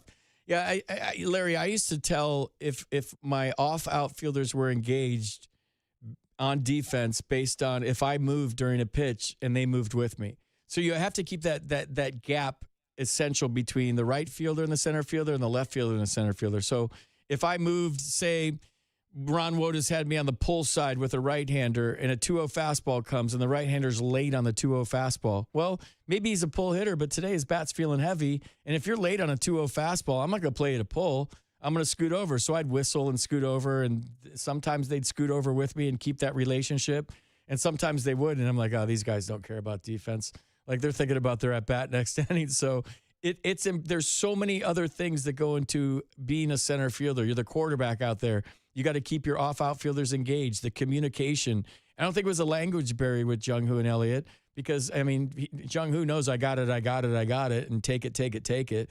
So it wasn't that. It was just more of being an assertive center fielder. Now I think he's going to find his home, and we're going to all be like, wow, maybe Ichiro's his favorite player, and now he's playing right field like he did in the Korean League. So I think that's going to be an easy transition. Larry, speaking of easy transitions, my son put out a tweet yesterday that kind of went a little bit viral. It's got like over 1,000 likes. He said, most spotted gear at Disneyland California Adventure. So he's there with his wife right now, and they're at Disney. So most spotted sports gear at Disneyland. He said, number 1, Dodgers, as you would assume, Anaheim. Sure. He said, number 2, Niners, and he's got in parentheses almost as much as Dodgers. Number 3, Giants. Number 4, Raiders. Number 5, Seahawks. Number 6, Angels. And he put number 7, Rams, in parentheses, one person. And I tweeted at him, I put number 8, Dorks, because he's at Disneyland. But I just wanted to get your thoughts. We talked on the phone today. He said, Dad, I didn't see one NBA jersey. He said, you remember back in the day when everyone would rock the tank tops with a short sleeve shirt, Kobe, Shaq, Magic, whatever, you're in Los Angeles, right? He said he didn't see one NBA jersey. And if I could be full disclosure here on 50,000 watts and lift the curtain back, you and I did not really we weren't engaged with the NBA weekend. I watched none of it. And I don't know. The reason I'm bringing this up is when you talk about, I guess that's a pretty big sample size, 3-day weekend, President's Day weekend at Disneyland. And he didn't see any NBA jerseys. Like, is the NBA in trouble right now?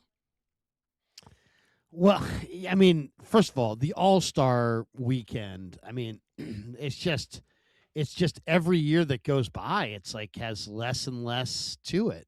And this time they used to do the dunk contest and the skills competition at night, and it would be a Saturday night thing that went till from like 5 at least West Coast to like 8, something like that. They did it in the afternoon. I was like driving around. I flipped on the radio, and it's like I'm listening to the dunk contest on the radio.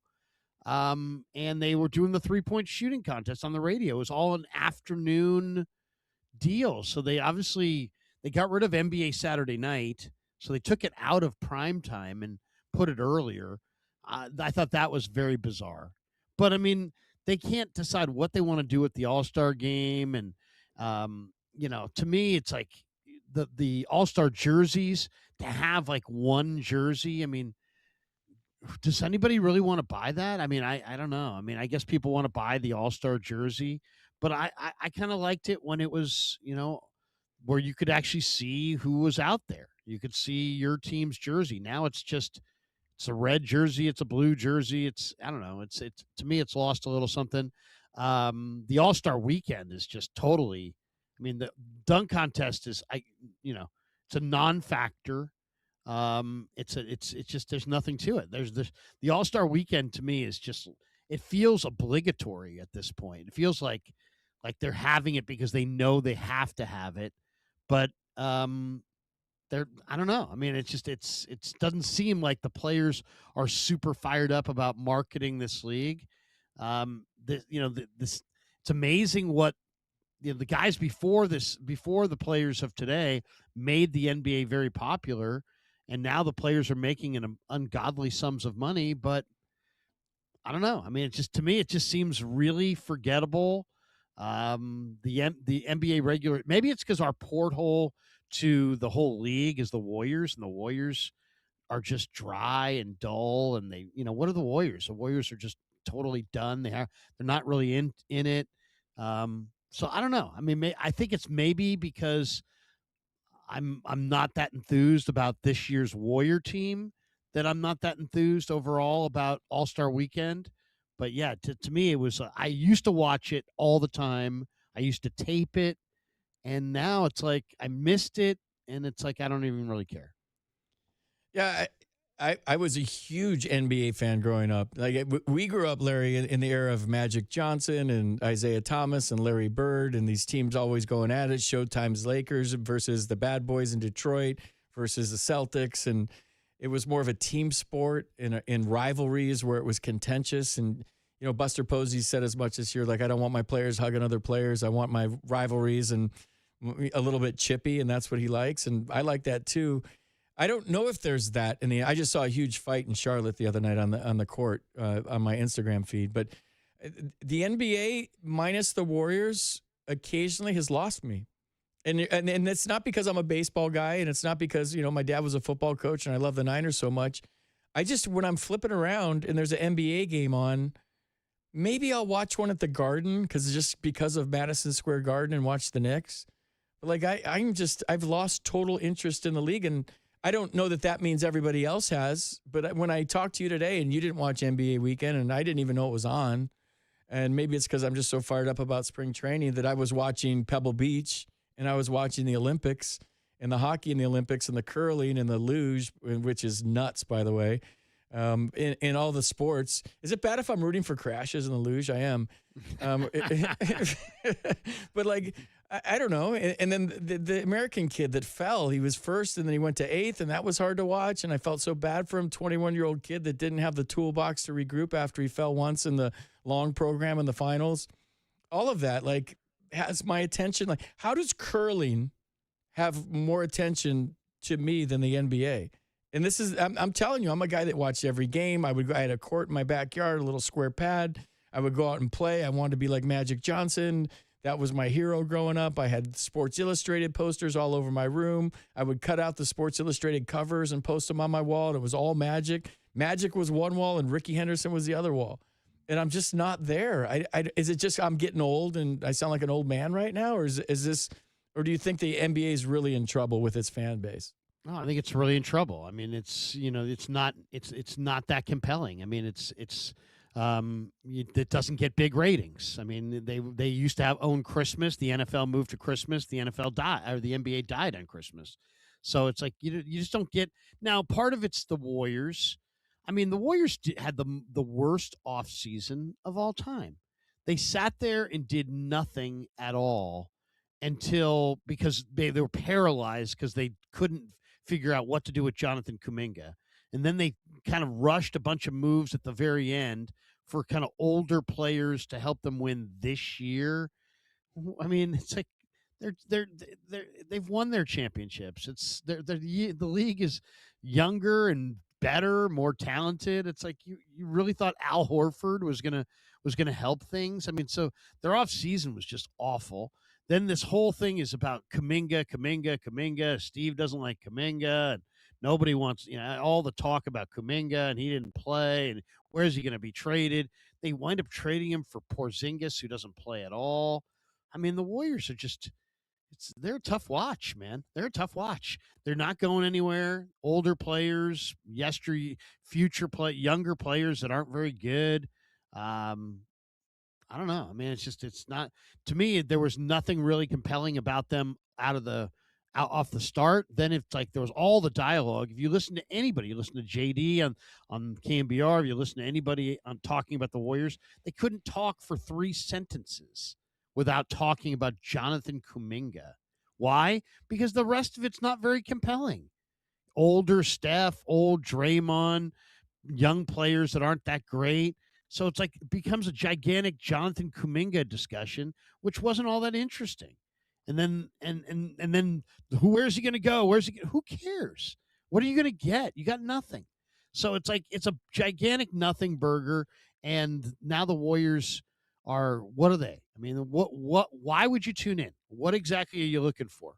I mean, they talk endlessly about, they owe it to Steph to do more. If they really believe that, they should send Steph somewhere else, because they can't put together a championship caliber team around him here. So what's all this talk about how you care so much about Steph? Let's not pretend you care so much about Steph. You care about yourself. And you can't make him a champion here, but you could potentially make him a champion if you send him somewhere else, but they're not going to do that. So it's just the Warriors right now, it's just a total and utter bore. I mean, I watch them for the first quarter of games, and then I'm just like, why am I watching this? I'm getting nothing out of this. Do I really need to be watching Pat Spencer? You know, I don't know. I don't see the allure of Golden State right now. To me, they're a gigantic snooze. The scariest owners in all of sports, and this is based on experience, is the ones that know just enough. They think they know just enough, and then all of a sudden you don't delegate the power anymore. You're like, well, I got this. I know the magic fix. Let's go to Harry in Menlo Park. Harry, you're on the Sports Leader. What's going on? Is Harry there? Did we lose Harry? Harry. Did Harry get nervous? Is Raph paying attention? Hello? There you go, Harry. You're on the There air. we go. There you are. Hey, What's Harry. up, Harry? Oh, hey guys. The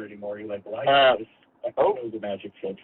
Yeah, Sorry. turn your Can radio you hear me down. now? Yeah, we got you, Harry. We got you. Turn it down. Beautiful. Okay, sorry. Appreciate you taking the call. Just wanted to talk about this NBA, what's going on here. Completely agree with you guys that the NBA is in trouble, and I think the Warriors definitely are a part of that. But wanted to call in with a suggestion for anybody who's feeling this kind of in limbo, falling out of love with the NBA. I urge you to go watch and follow the San Jose Sharks instead and the National Hockey League. I think, last year, if you look at what the NHL did with their All-Star game, they did the Four Nations, and having, the U.S. and Canada and the Canadian players talking about how they don't like the U.S. national anthem, and then you got the Tkachuk brothers dropping the gloves, directly at the start of their match. I mean, that is some old school competitiveness, fire. These guys are now, playing in the Olympics. And then obviously you got the Sharks with Celebrini and Smith. I urge anybody who feels like in this limbo to give the NHL and the Sharks a chance, because I think, you'll be able to fall back in love with, what makes sports great. And that's what I had to say, but appreciate you guys. That's a good call, Harry. Outstanding. I could not agree with you more. I mean, I need to get on the Sharks bandwagon, because watching Celebrini in the Olympics, this kid's 19 and he's a magician. I mean, he's awesome. He's around the puck. He's like making moves, scored some goals yesterday. And when I was back in DC, I got involved in the Caps. And once you go to a hockey game, I don't think there's a better spectator sport in the world. Maybe a college football game in the SEC, but when you go to NHL game, and I got to see Ovechkin on a nightly basis, who was always the best player on the ice, and maybe now the Sharks have that in Celebrini. Like, there's just nothing like being at an NHL game and sitting down low and watch them check them into the boards, and then they have fighting, which is awesome.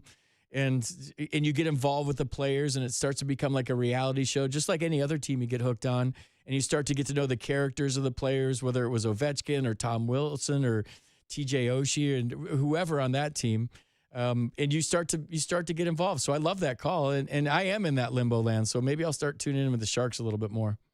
Ovechkin, by the way, has anybody ever in any sport celebrated a title better or more than Alex Ovechkin and the Caps did that year? Dude, they were swinging in, they were swimming in the fountain. They were. I mean, it was absolutely unbelievable. Dude, I have so many stories not for air about the parties that these guys had because I was there for it all. And they came on the broadcast. So I'm in the tunnel at Nats Park, and their bus comes in, and they went straight from Vegas, where they won Game 7 or whatever the game was, straight to Nats Park. And these guys got off the bus, and Ovechkin looked like he was death warmed over. They had been partying in Vegas.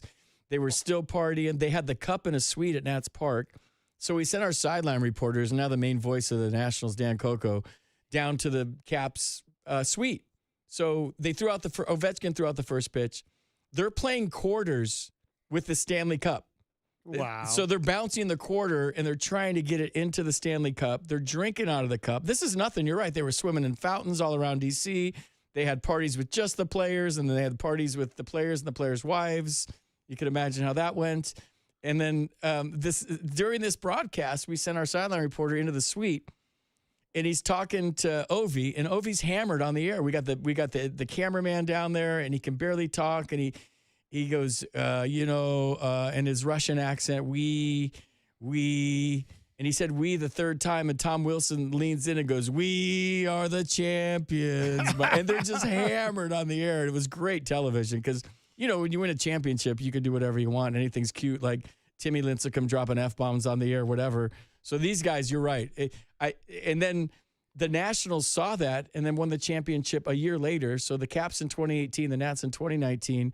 So they tried to emulate everything that the Caps did in their championship, and they did a bunch of crazy things. Whether they went to a Caps game after they had won the World Series, and they're all in Zambonis between periods with their shirts off, and they're pouring beers from their suite down to people's mouth from like 2 levels up. And so they tried to emulate that championship celebration based on the Caps. And you're right. I've never seen a team celebrate that hard. It was awesome. It's amazing. You win a title, and suddenly Aubrey Huff is hilarious. Well, back then he was. Now, yeah, back then he was. He's got a screw loose. That guy. Oh my God. Wow, that guy. He's talking about a guy with an axe to grind. I don't even want to get into one of his last ones. Just look him up on Twitter. He had the recipe for picking up a girl at a bar that was the most offensive tweet I've ever seen in my life. So we'll just leave it at that. All right, 808 KNBR is the number. Thanks for the call. It's going to take a quick commercial break. Kyle Haynes coming on the show in the 3 o'clock hour. In the meantime, it's Larry Krueger and FP Santangelo on the Sports Leader.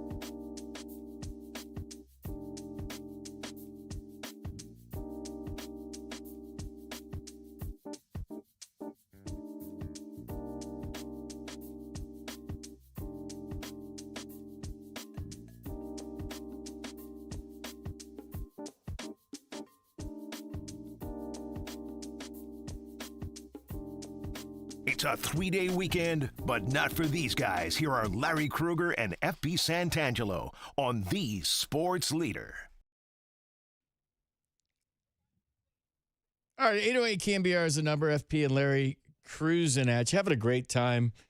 Hey, Larry, I was just thinking, Larry's in his house in Walnut Creek doing the show from home like he usually does. Niners Nightly, you can catch it from 6 to 7 every night. Does a great job. But I was just thinking, like, being in the studio, like, as a new guy to radio back in the day, when at the old KNBR, when you would walk through and see Tony Salvador and Bob Agnew and Rick Barry and Ralph Barbieri, I mean, just all the names from back in the day, Gary Radnich, like, as a kid, just starting in radio, just retiring from baseball, that knew nothing about sports talk radio, didn't listen to it. You keep your head in your sand when you're in the sand when you're an athlete. You don't want to hear what those guys are saying about you, but you'd be a guest as a Giant and come on the show. And then now you're doing it. Man, it used to be like, I don't know, spring training with the Yankees where there's, Ron Guidry and Goose Gossage and Yogi Berra. And it was just, and not that there's, not great talent here now, but like when you and I broke into KNBR back in the day, I mean, that was a powerful voice, man. No matter what show you listened to, no matter what time you flipped the dial, there was like legends on the air and in the hallways. No doubt. And not only, not just at KNBR either. I mean, when I was doing the nighttime show on KNBR, the Bone was right next door, and the late, great Billy Steele, that was his radio name. His name was actually Paul Pasqualoni, and he went to St. Ignatius High School with my brother, who's 5 years older than me.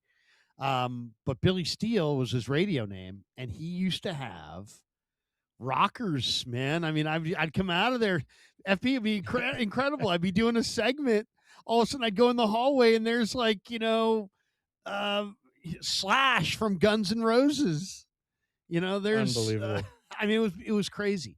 Well, Lamont and Tonelli, they used to do the morning show, or was it Lamont and Tonelli? And I'd come out after a break, filling in with Murph, and there'd be strippers walking in the hallway because they're having strippers, scantily clad strippers, walking the hallways at KNBR. I'm like, oh man, this is what sports talk radio is. Oh my gosh! I mean, I can remember one time I came, I came out of the studio, walked into the hallway, and then you could walk in through the back mailroom there into the bathroom, and there was a guy sitting in the lobby smoking a cigarette. And this is like the law had been passed, they'd been banned. And I'm like, bro, what are you doing? He's like, oh man, I didn't know. And then Billy Steele comes out. He's like, man, that's Slash from Guns N' Roses. No way. I'm like, no way. Who was the guy not from who joined Van Halen for 5150? Sammy Hagar.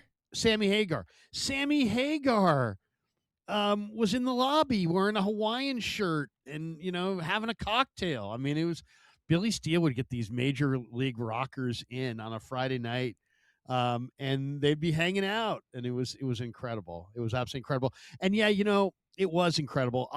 I'll never forget my first week at KNBR. It was 1997. They hired me to do the weekends, and Bob Agnew's he's like, you know what, kid, you think you're pretty good. And he goes, I could tell you think you're pretty good. And I'm like, well, yeah, I think I'm pretty good. He's like, you're going to fill in for Radnich on Monday. And I'm like, oh, great. Because Raddy had a very popular 2-hour show. So I'm like, oh, these people are going to be so disappointed. So I'm in there and I'm doing the show, and I think it's going all right. And Pete Franklin, who was on at 2:00, came in. He's like, he goes, hey, kid, I just wanted to say, man, I'm out there in the bullpen listening. You're sounding great. Just want to let you know you're sounding great. And I said, thank you, man. Appreciate that. Now, I don't know if he was building me up and I sounded terrible or if he was telling me the truth. But, I mean, to have Pete Franklin walk in there and tell me at the time that I was sounding great. I mean, FP, I was like, this was like my guy. This was like, oh, my God, Pete Franklin? So yeah, and then getting a chance to work with Gary in 2011 and just all the fun that we had that entire decade as the Giants won it all in 2012 and 2014. and our ratings just soared. We had 14 shares. We had a 21 share, which is like, 21% of the entire audience listening to the radio during the 2014 World Series week was listening to Gary and I that month. It was an amazing time for sure. Yeah, I remember I remember a lot of things. Bob Agnew coming in during commercial break saying, if I had a nickel for every time he said, you can't say that. He's like, what are you doing? You can't say that. Because I was new. I didn't know. I was just letting it rip on the air, really organic at the time. But I remember Lee Hammer telling me after the Giants won in 2010, we came on after the post-game wrap and all the locker room celebration. And he said, do you know you had a 50 share last night? That means there's 12 million listeners. I know. Possibly, and you had 6 million people listening to your show after the Giants won the World Series. And I came on, I did this I had it written down about from Will Clark to Willie Mays and I just started naming all these Giants, and I was getting choked up trying to get through it. I'm like, this is for them. All the Giants that tried and failed and never got to have a championship, and it was cool. And then I was just smart ass. And I said, all right, let's talk some WNBA. 808 KNBR, let's talk the night the Giants won the World Series. But it was emotional for me as a Giants fan growing up. And that whole run in 2010, it was so improbable. And they won on the last game against the Padres. And then they just kind of rolled through the postseason because they had it. They had, whatever it is, Fear the Beard, Cody Ross, Pat Burrell. Like, it was just a special, special time for all of us. So, yeah. Just going down memory lane real quick before we get to some of the callers. Amazing stuff. My hope is that Sports Talk Radio, I don't know if I could ever get back to that with all the podcasts now and maybe people working from home that don't listen as much. But you talk about the glory days and me breaking in during that time and doing shows with Rick Barry, the Hall of Famer, and Ralph Barbieri and Gary Radnich telling me, hey, you're kind of mean to the callers. He goes, I just want you to know, like, if you're mean to one caller, you're going to lose 100 listeners. And he pulled me aside in the hallway one day. And from that day on, I was always nice. And people know that listen to my show. I'm nice to all, probably too nice to callers because I feel like you're contributing to the show. But back then I was like, what do you know? Are you kidding me? You never played. And that's like, but Gary and just like to your story and Ralph telling me during a commercial break, like, hey, kid, you can do this. He goes, you got the gift of gab. You can do this. So when you're just starting out and you have like literally legends telling you that you're good at something, like that goes so far.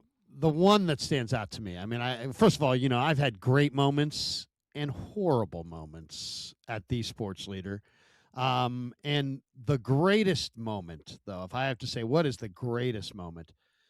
Agnew had me host Tony La Russa's ARF. He did an ARF thing when the Cardinals were in town in the late 90s. I think it might have been 99.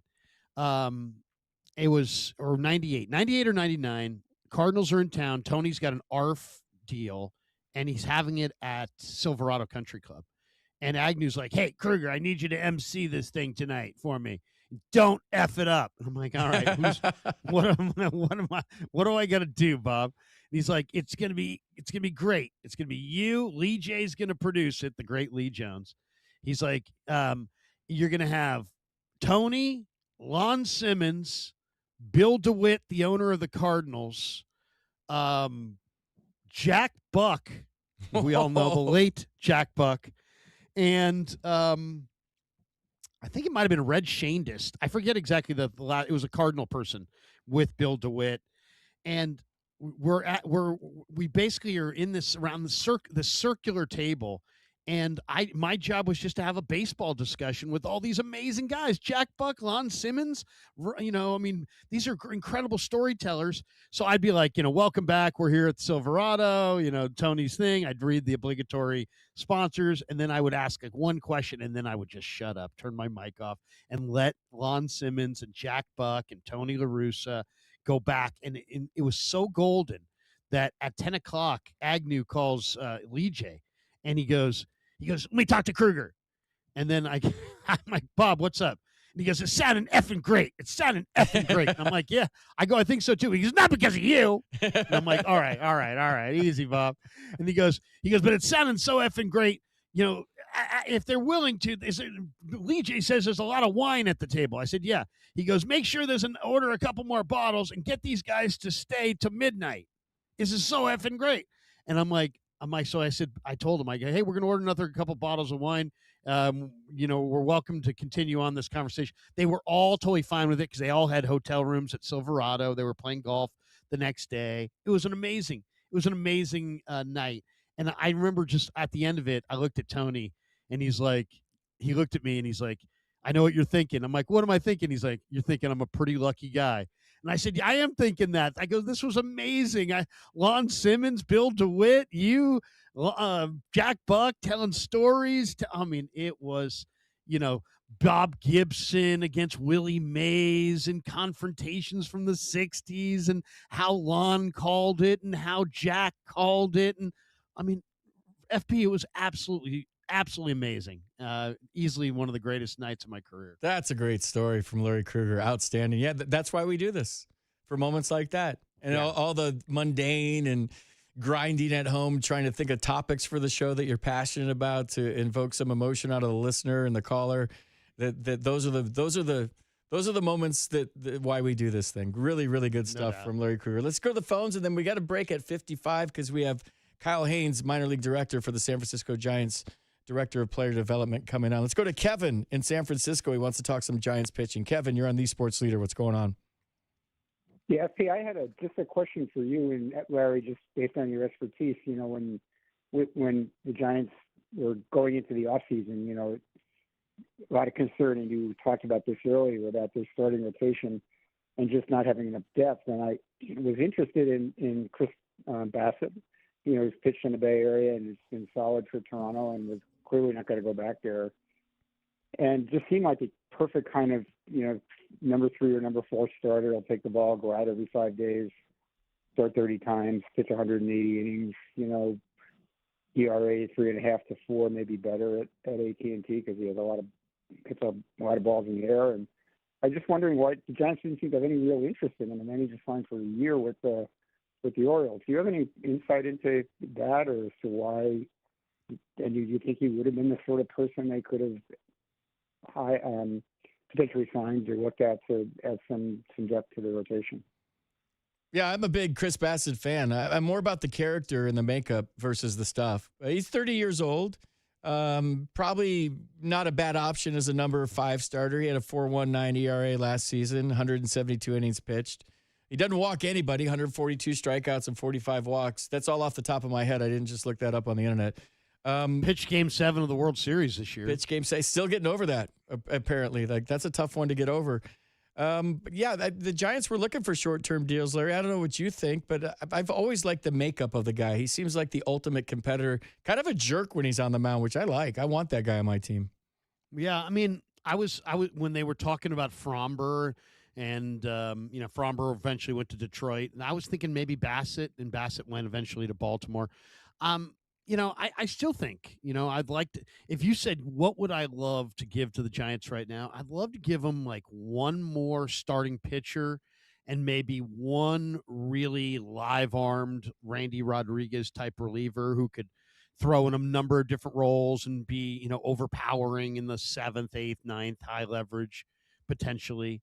If I could add something, that's what I would add. Just a rubber-armed guy with great stuff and maybe a veteran arm to try to, make it so you don't have to lean too much on the Blade Tidwells of the world. I'm okay with them going with younger pitching, but I was kind of hoping that they would find one more veteran arm to kind of add to their mix, and they still might. There's not there. You can make trades all the way through spring training, and I think sometimes the smartest trades are the ones that you see 3 or 4 weeks into spring training because you got a pretty good feel for what you have, what you need. So that's what I'd be looking for. Maybe 2 more arms, a super live arm reliever who's versatile, and maybe one more veteran rotation arm, something like that. I think that might be able to get the Giants over the top and into the playoffs. I agree. Good points. I'm a big Lucas Giolito fan, but the Braves are courting him right now, and it looks like he might sign with Atlanta. Let's go to Tom in Pleasant Hill. Tom, you're on KNBR. What's going on? Hey, happy President's Day, and I think we're real lucky that we've got guys like you that have such depth and just so many cool stories. So I'm glad to hear you guys together. It's pretty fun. FP, I'm wondering, I don't know if you buried the headline here, but you kind of blew through earlier that you were playing defense with Barry Bonds and Ellis Burks. And I'm actually wondering, with your 20-plus bombs, was that the most prodigious home run trio ever in an outfield? I mean, yeah, with me and Clay, I always say Barry Bonds and I, what's 21 plus 62? That's 83? Is that right? Barry Bonds and I have 783 home runs between us. So yeah, you throw Ellis Burks in, he's close to 400. Right? That's unbelievable. I never thought of it that way. I'll tell you this: it hit me probably in May, and it was between innings how the outfielders play catch at Candlestick or in any outfield. So Barry and I are warming up between innings. It's a day game at Candlestick Park, and it just hit me out of nowhere that I'm playing catch with Barry Bonds. And I used to sit in the bleachers at Candlestick as a kid, try to sneak past security down the left field line to get close to home plate so I could see the players close up. So we would pay for bleacher seats and then try to sneak in, like at the sixth inning or something to get closer to home plate. But yeah, it hit me like I'm playing catch with Barry Bonds between innings. And it was just like, I gave a speech at fantasy camp in Scottsdale for all the campers. And if you guys haven't done this, I'm telling you, it's the greatest thing ever. It's my favorite week of the year. We get a bunch of Giants fans down there. We dress them up in unis. We have kangaroo court. But I gave a speech the first day to all the campers. And I talk about, like it's a privilege to wear the orange and black. And your wife always wanted to sleep with a Giant. Now she's got her dream come true. So it's funny, but then it's also like kind of historic. And I say, we got one flap down and Jeffrey Leonard here. We got 6 Gold Gloves and JT Snow. We have 3 World Series champions and Jeremy Affeldt. And I say what separates me from all these other guys is I don't have those awards, but I've been a Giants fan my whole life. So I know what it is to be at fantasy camp. I've been to fantasy camp, and I got to live it by playing at Candlestick Park in the last year. And you talk about timing, like that last year at Candlestick Park, 1999, every team rolled through there. All the players I grew up rooting for rolled through there. Here's the team of the 60s, the team of the 70s, the team of the 80s, the team of the 90s.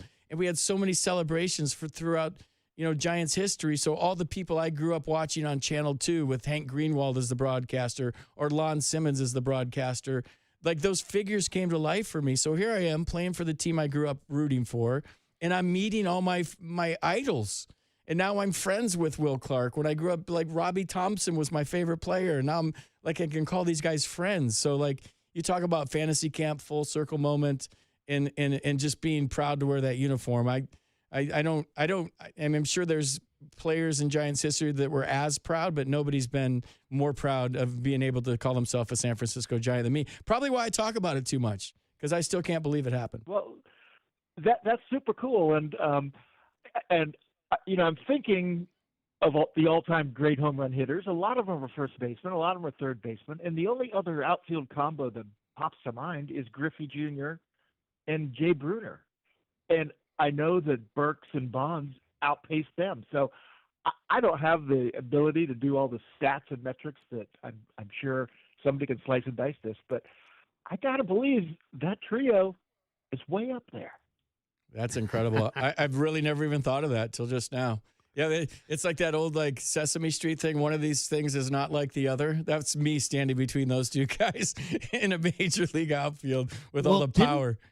Let's see, I'm thinking of didn't the A's one year have, was it Dwayne Murphy, Tony Armas, and somebody else who had a lot of power? No, that's no, it might have been pre-Canseco. It might have been like Mitchell Page or something. I forget exactly who it was, but they had 3 guys that hit a lot of home runs in one outfield. That's for sure. I'll tell you the best. We were talking about defense the other day, about defensive outfields.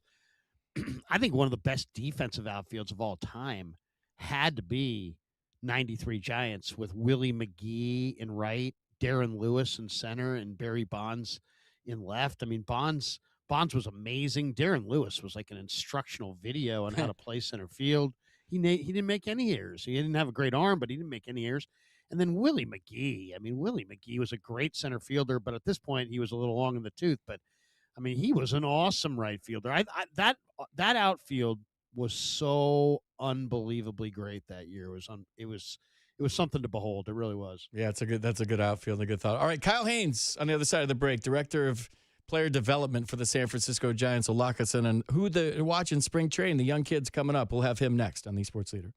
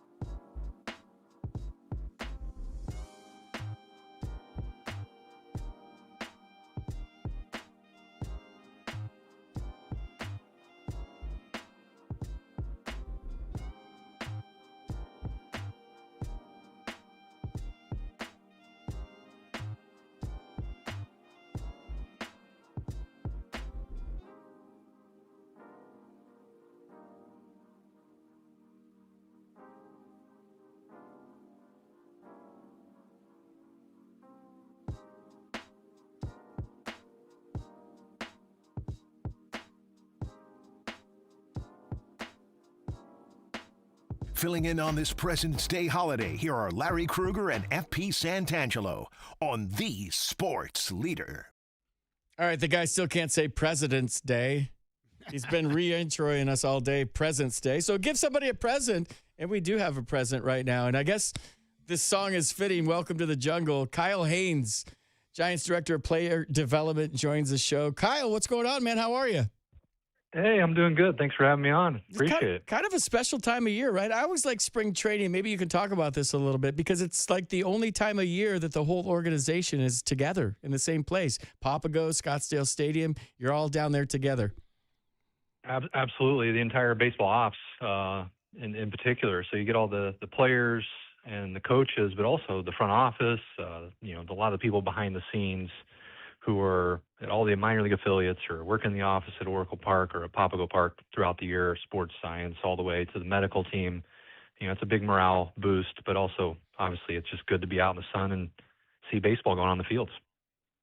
Kyle, tell us a little bit. By the way, glad to have you with us. I was super fired up to have you because, I'm making the trek down to Arizona with my sons later on this month, and we're going to play some golf. We're going to take in some Cactus League games, and I know there's a lot of Giants fans like me who are getting excited when they're hearing, some of the names of the guys percolating through the system. And I thought you'd be a perfect guy to kind of help us profile some of these guys. But before we ask you about those guys, you've been involved in this organization with Sabes and through, the Farhan regime and now into the Buster regime. And I'm just kind of wondering from you as far as what you view as Tony, you've got a chance to be around Tony and probably talk to him and feel him out a little bit. What do you think his contribution is going to be to the team this year? It's a unique hire, but it's one that has a lot of Giants fans very excited. Absolutely. And Tony's been phenomenal, at least I know to me in particular. I can't thank him enough. He's got so many people to meet, so many things that are new to him. And, real quick, we hit it off.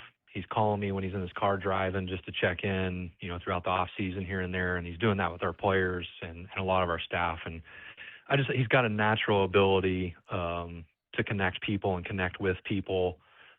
Incredibly not just likable, when the camera's on or being recorded. He's just, that's who he is as a human and a person. You can just see that right away. And I think our players have caught on to that. So he's been phenomenal. I think he's come in with, an understanding that he's got a lot to offer us and we got a lot to offer him. And I think that's just a massive positive in his leadership ability. Yeah, he's been in player development his whole life with college kids, 18 years old, so he can probably relate to that side even more so that he can relate to the big league side as it stands at this moment. I'm sure that'll all kind of evolve to where, he's a big league manager and he gets the whole thing, but it's been a new experience for him. But Kyle, we talked about this. You were nice enough to come on Susan and I's podcast, but a different audience today driving around their cars. Like I told you the story when I was a minor league coach with the Giants, we really didn't have a philosophy. It was like A-ball did one thing, Double-A did another thing, Triple-A was doing their own thing. It was like three different major league fantasy teams, if you want to put it that way. But like with you and Randy Wynn now, like what is the Giants' philosophy? What are you teaching these kids? Like what's the core thing that you want these guys to be ready for when they get to the big leagues? Well, as you know, FP, I think every hitter is so different, and that's what makes some of these overarching philosophies difficult because it really ties into acquisition as well, right? You could say we want, whatever. Let's go back to in time. People talked about on-base percentage. They love slugging percentage. They love power. They love gap-to-gap line drives. Whatever it is that is your cup of tea, you got to make sure acquisitions, you got to make sure development, you got to make sure the major league staff. And then obviously the big one is the player is on board and ultimately the players now influences away from the organization. But if you were to say, how do we sum this up, is we want the most well-rounded hitter possible. We want line drives to all fields based on, what is the pitch type, what is the approach, situational hitting when that situation arrives, hitters who are tough strikeouts with 2 strikes. And I think the tough part is there's some guys that are better at certain things than others, and you just try to maximize their strengths and minimize their weakness. Let's go to our big league team, Luis Arias. I mean, this guy is unbelievable. 2 strikes on He leads the league in batting average with 2 strikes on him all the time. And then you go to, like, say, Willie Adames, who's much more on the power end of the spectrum, and maybe misses some 2-strike pitches, but makes up with it with some more slug. So it's like, how do we maximize every player's ability to be well-rounded and the ability to hit as many hard line drives to all fields as possible on as many different pitches, so that way major league game plans are tough against us. I think the major league game planning is an underappreciated aspect of today's game. There's so many data points and things to say this is this player's weaknesses and the pitcher's command. I know we talk about the stuff a lot, but the command's been impressive across baseball as well. And if you have a small weakness, it probably used to take a little while to figure that out. Now everybody knows it as soon as you're called up. And if you got a big hole, it'll get exposed fast. And so our whole thing is well-rounded hitters. I hate to say it, we're kind of just describing Buster Posey or Will Clark or somebody, but that's kind of like who we'd love to have. But obviously we got to maximize everybody's individual talent. Some players are going to be more on the contact and on base percentage side. Some guys are going to be on the more slugging, but we're going to try to make sure that everybody has a well-rounded approach and has team at bats. I love all that. It's a great answer. When you talk about 2-strike approach, like it frustrates me, and I know I'm old school, and that was the worst thing we could possibly do is drag our bat back to the dugout and strike out. And then you talk about Luis Arraez, who's comfortable with hitting with 2 strikes. Is it more of a mindset in getting the younger players at the lower levels to be comfortable with hitting with 2 strikes and to like battle and fight and more of a mindset? Like how is that approach? I'm sure there's not just a shotgun thing that you could say, this is how we're all doing it, which you just explained so eloquently, but is it more of a mindset? I personally think it's 50-50 mindset. And I think there's a lot of people out there that say it's 100% skill, and that either you have it or you don't. Historically, it's swing and miss and strikeouts. If it happens in high school, it's going to happen even more in college. If it happens in college, it's going to happen more in the lower levels of the minors. And as you move up through the minors or the major leagues, it's, kind of one of those strong correlators with it's not changing.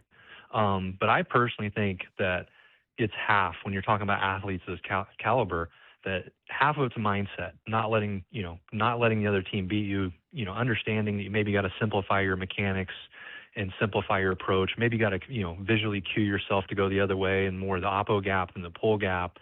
I personally think that's half of it. And I think half of it is kind of in the brain, so to speak, where there's some players out there that you can say all the right things. They can try all the right things. And the bottom line is they're just going to have to, they're going to swing and miss. Like even when they do everything right, it's just there's something where I don't want to say the hand dies off, but it's just a skill that, if you can crack that. I talked with a director hitting with another team. He told me it was the first team that can crack the brain and understand how to make that go away will be ahead of everybody else. But, there is a history shows us it's a very difficult skill to move the needle on is swinging at quality pitches, but more importantly, that contact rate, which is needed for that good 2-strike approach. We're talking Giants prospects with Kyle Haynes, and, of course, spring training already underway. Cactus League will begin shortly. 2 infielders I got to get your thoughts on. One is Johnny Level. The other is Gavin Keelan. Level to me just looks really impressive. I mean, he's got thunder in his wrists. He just seems like he's a small body, but, man, this guy's got a big offensive game. And Keelan, I haven't seen a lot of him, but I talked to Tony about him when the Giants drafted him last summer, and Tony was thrilled about his prospects in pro ball going forward. At that point, he wasn't even with the Giants. What can you tell us, Kyle, about Level and Keelan and what you may see from them in the future? Absolutely. I'll start with Johnny Level since you mentioned him first, but it's hard to believe he's 18, would be a senior in high school in the United States if he wasn't an international sign. But I think you described him really well. He's got plus contact ability, just what I just mentioned a little bit ago, the guys with the markers of some swing and miss at the lower levels. He does not have that. He's got good bat to ball ability, but he's also got little man power. He's not very tall. You stand next to him, it's hard to believe, that the guy that small can have power, but he's this short, very strong, wide shoulders, switch hitting, shortstop, can probably play second if short doesn't work. But it's an offensive profile from a switch hitter that you see the bat to ball. He knows the strike zone. He's really competitive, and he's got some little power to him. And people would say something to me, and I'd say, well, is he Ozzy Albies or something like that? People love player comps. I never like doing that. Everybody's their own individual. But at the same point, I think he's got more power. He's stronger, at least right now. But it's hitting is so difficult. But everything that he shows right now is the indication of a guy that just has that natural bat to ball, little man power, and he takes his walks too. It's not like he's up there just hacking in the mistakes in rookie ball. Are we going to see Bo Davidson this year? I've seen some videos on Instagram, which makes me an expert, Kyle. But his swing, my goodness, is there a chance that he flies through the system this year? I don't want you to put undue pressure on a kid, but he seems like he's a complete player. Well, I'll say this: is there a chance? Absolutely, there's a chance. I think one thing that's great about having somebody like Buster or some of the people we've been lucky to be around is I think he wants to win worse than anyone, and he's willing to put whoever the best option is in the big league. So if Bo's the best option, he'll be there. I have no doubt on that. But I don't know. Yesterday I watched Bo hit batting practice at Scottsdale Stadium. Day one of Position Players Report. He looked as good as anybody in entire camp. And the 5 tools, how much he's grown the last few years. Who knows? The sky's the limit here. Could it be a rocky road in the upper levels? Absolutely. I think, FP is very well aware of this. The pitching's tough, hitting's tough, so anything could happen, but he's looked the part so far, and he looked ready to go yesterday. And going back to Gavin Keelan, I kind of went over him. He's looked phenomenal. He was kind of had that bone bruise a little bit lingering from college, and he's had as good as offseason maybe as any player we've had, and he looks healthy and strong. So I think we'll see a different player than we saw right after the draft, after he was kind of beat up from his college season. One guy that's just so fun to watch his highlights. When I see him, I'm just thinking, gosh, this guy looks really, really good, is Dakota Jordan, who played in the SEC and just really hit, and then hasn't stopped hitting. He's 22. Looks like he's got a beautiful right-handed power stroke. There's a lot to like there. What can you tell us about Jordan? What are you guys looking to see from him this spring? Well, I think, I think Dakota, kind of going back to our conversation earlier, in college, he just had one small knock against him, and that was a little bit of that strikeout bug had him, and I had teams concerned. And I think everything else, no one can question Dakota Jordan. The makeup is through the roof. And then when you can look it up, it's probably on MLBpipeline.com or something. This is not my biased perspective, but guys are like, oh, is this guy Bo Jackson tools, right? Obviously he played college football at Mississippi State and baseball, so of course there's always going to be that natural, football baseball combo from the SEC. But he's physical enough to be an SEC safety, defensive back type caliber athlete. That's how physical and fast he is. Now, with that said, he canceled those strikeout concerns last year in low A. When he played, his strikeout rate dropped, the contact rate went up, which, like I said earlier, that usually doesn't happen, and it did for him. So I think once he shows that he can be well-rounded and a tough game plan for opposing pitchers, the sky's the limit, because he's got every physical tool there is. I've told anybody to listen. I think if he was in a lot of other organizations, he'd be a top 100 prospect, but I don't want to go into those farm system rankings concept right now, because those just do not pass the smell test to me. And so, but whatever. But Dakota Jordan, this guy, if he can solve that swing and miss like he did last year, he could take off as high as anybody. He's got as big a ceiling as anybody we have. Kyle, I'll say it for you. It's just a bunch of dorks behind a desk that never go out and watch anybody play. But you don't have to say that, because I don't want to get you in trouble. You said it, not me. That's a good quote from you. I'm glad you're quoted as saying that, not me. How about getting out there and watching them play once in a while, like boots on the ground, be a scout. Anyways, I want to share this with you. I used to sit down with Buck Showalter all the time when he was manager of the Orioles. I'd sit in his office, and he would ask me about players, Kyle, and he would always say, did he play high school football? And he said, I want players on my team that played high school football, because they seem to be tougher than other guys. They played through injuries. They're not always on the DL. They know what it means to play when you're not 100%. Do you find that to be the case in general in any minor leaguer that played football at a high level, that they're a little bit tougher and know how to play through pain? Oh, absolutely. I mean, I think it's just a multi-sport athlete in general. I kind of find that with, even basketball players, they kind of know what sore is. They know what real pain is, and they know how to, take a shot over the middle and get back on the field, so to speak. So, and that's how you're going to play as a major league player, minor league player, college player. You're going to play, 10% of your games feeling good. FP, did you play 10% of your games feeling good throughout a season? Maybe. Yeah, maybe, right? So it's like you got to learn how to play through that, and you got to learn how to channel adrenaline. But also just the athletic movements of the multi-sport athlete. They tend to be able to be molded later into their career, whereas I think guys who play only baseball personally, that they tend to max out sooner, and then they kind of plateau at a younger age. They might get there a little sooner, but it's tougher to move the needle on those, say high A to double A type, jumps that some of the players have to take. We're talking to Kyle Haynes on the UMA guest line. Spring training is underway, and we're talking about hopefully some of the guys you'll see if you go check them out during the Cactus League. I got to ask you behind the plate. I mean, obviously, Buster being a former catcher, now you guys got a Gold Glove catcher at the major league level, but you got some really interesting new guys to the organization behind the dish. And there's three of names I want to get your thoughts on. One is Jesus Rodriguez, who came over in the trade for Rogers, I believe, in the last year. The other is Diego Cartaya, who, like, once upon a time was a really highly regarded prospect in the Dodger system. And then the guy that you guys just got for Kaiwei Tang, Jansel Villarreal. What can you tell us about those three catchers? Yeah, I'll work actually backwards. Villarreal, actually, we really think highly of him. We think he's a very nice player. He did have to have a quick knee meniscus repair when we got him, which is probably we were able to get him in that type of trade. Usually, a player with that type of offense at the catching position is tough to acquire, but we were able to maybe get him because he had that lingering knee issue and ended up he's out for the first couple months of the season.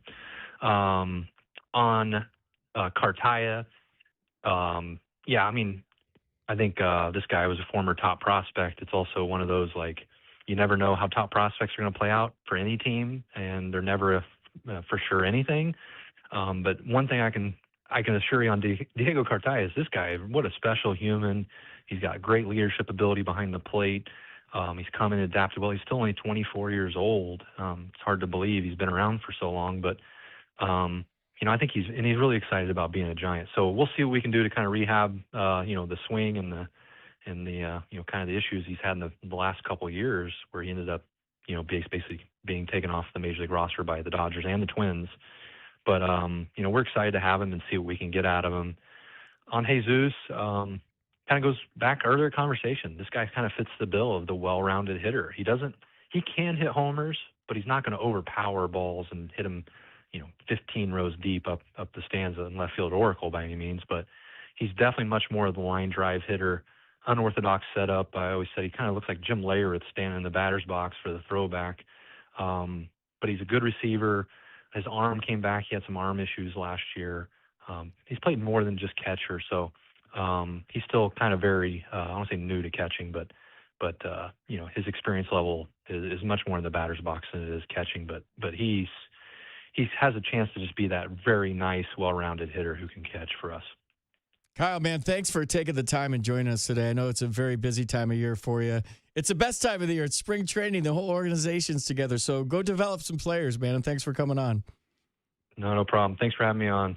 Thanks, Kyle. Thanks, Kyle. We appreciate you. It's Kyle Haynes, Director of Player Development for the San Francisco Giants. Some really good insight onto what's in the future for your San Francisco Giants. Man, it is bringing it outside. If you're driving around the Bay Area right now, please be careful. There's a lot of rain coming down as I look out the window here at the Daily City Studios. All right, we'll wrap up the show on the other side. You're listening to the Sports Leader.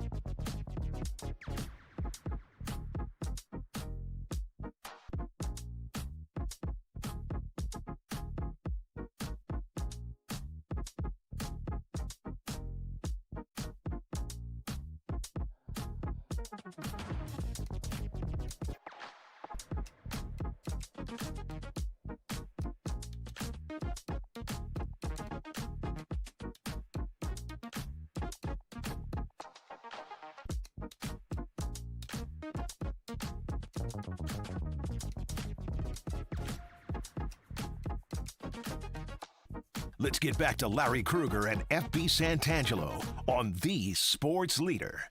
All right, last segment. We got about 3 minutes, just wrapping it up. We started with a really fun conversation about Tony Vitello, who is very forthright on the bench about his feelings about when he was announced as manager, leaving Tennessee. Some really good stuff. You get a chance to check it out online. And we went on to talk about, my favorite part of the show, Larry, was going down memory lane and talking about the old days at KNBR. I don't know if that interests the listeners a whole lot, but I'll tell you what, just to go back and hear your stories, fantastic stuff. Dude, I've got a ton of them. That's for sure. I've got a ton of them. I do feel very fortunate to, having done that nighttime show for so long, that I had so many face-offs with Ralph and Tom, and then of course all the years with Gary. I mean, we just had a lot of fun. So it's been incredible. It's been an incredible ride. There's been highs, there's been lows. That's for sure, but it's been incredible. Maybe we Wally Pipped somebody today. You never know. It was fun doing a show with you, dude. It's been so long since we've actually done a whole show together. Really, really good stuff, and I enjoyed every second of it. Dude, it was good stuff. And you know what I love? Kyle Haynes is one of my favorite guests. It's I love talking ball with Kyle Haynes because every time I talk to him, it's there's something about the Giants prospects that it's not in any magazine, it's not necessarily on a podcast. It's this guy's got all kinds of anecdotes and data that Giants fans would just love to hear. So it's anytime we can get him on the mic, it's just really gold. Yeah, it's cool, too, that he took time out in a very busy part of his season. And it's always a special time in spring training when the whole organization is together. Everybody's in Scottsdale. And I know you're looking forward to get down there. I'm looking forward to getting down there. It's a special time of year. So we'll see all you Giants fans in about a week. I'll be down in spring training. Larry's going to be there, too. So looking forward to seeing all you guys. Raf's not here anymore, but thanks. We had an issue early on. I spilled my cup of coffee on the board, and I think I ruined the whole studio. So I'm probably going to pay for that. It was a fun show today, and I appreciate everybody for calling, listening. Larry, I'll talk to you soon. And like I say on the way out, every single time, Cole, good job, man. You just a little relief effort out of the bullpen, some high leverage innings. And like I say on the way out, every single time, swing hard in case you hit it on the Sports Leader.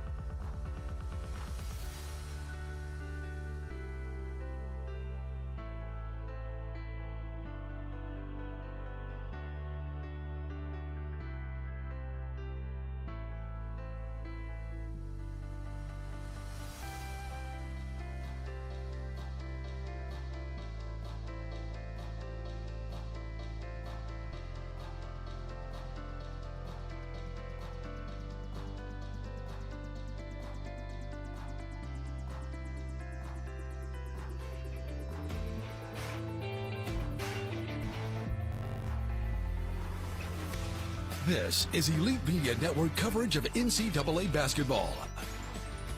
Pettiford just gave it right up. 3-on-2. Isaacs for three. Got it!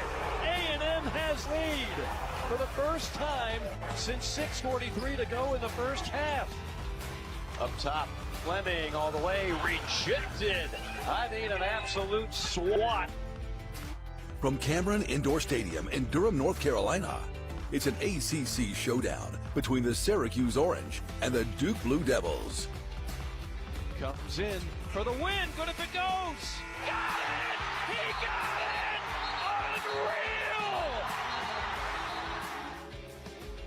Unreal! Wow, Mississippi State. Great extra pass leads to the two-hand flush for Ballard. A beautiful opening possession. Now, here's Mike Morgan and Paul Biancardi. Welcome into Cameron Indoor Stadium on the campus of Duke University here on a Monday night ACC battle. It's the number 3 Duke Blue Devils coming in at 23-2 overall, 12-1 in the ACC, taking on the Syracuse Orange, winners of their last 2 ball games, 6-7 now in replay, 15-11 overall.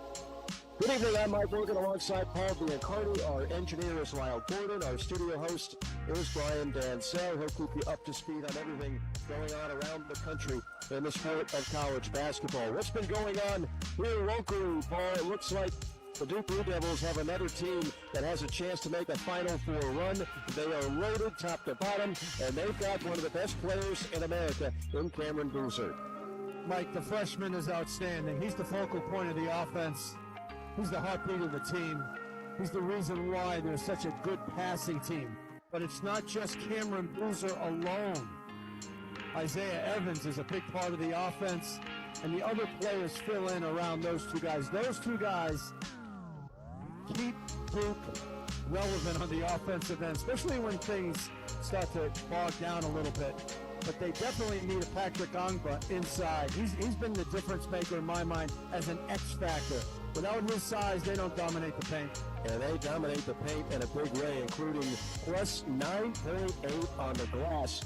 That is the Achilles heel for Syracuse in a lot of ways. They are -2 on the glass in terms of rebound margin. They do have some scoring punch, though, Paul, and lately it's guys like Freeman, Starling, Springs, and yes, Tyron Anthony, the son of one Carmelo Anthony, who have shown that they can put points on the board and make Syracuse a dangerous team. Donnie Freeman was a big-time recruit out of high school, but he's the type of player who gets better over the course of time. Syracuse is 5-2 when he scores 20 or more, so keep an eye on that. J.J. Starling, the veteran, has transferred multiple times. Guy who really scores the ball, controls the backcourt. I think Starling and Freeman are that 1-2 punch that Syracuse needs, especially to fight the crowd here at Cameron Indoor Stadium.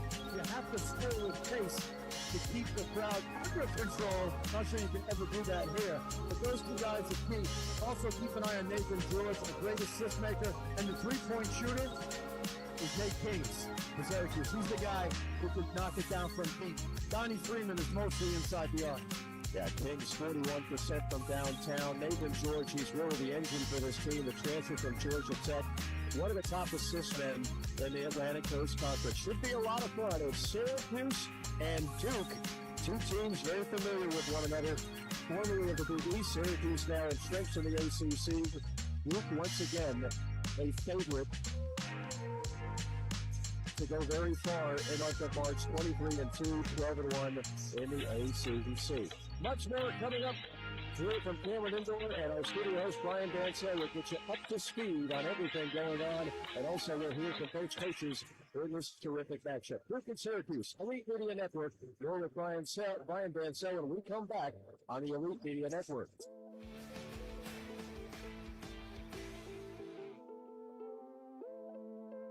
Palm Casual Patio Furniture is ready to give the outdoor game day viewing space at your home the attention it needs. We are the factory. In business since 1979, our 30-day trial period assures customers they are getting the guarantees they deserve. Find us across the Southeast in Florida, Georgia, and the Carolinas, and be sure to visit palmcasual.com for our full catalog to contact a store near you.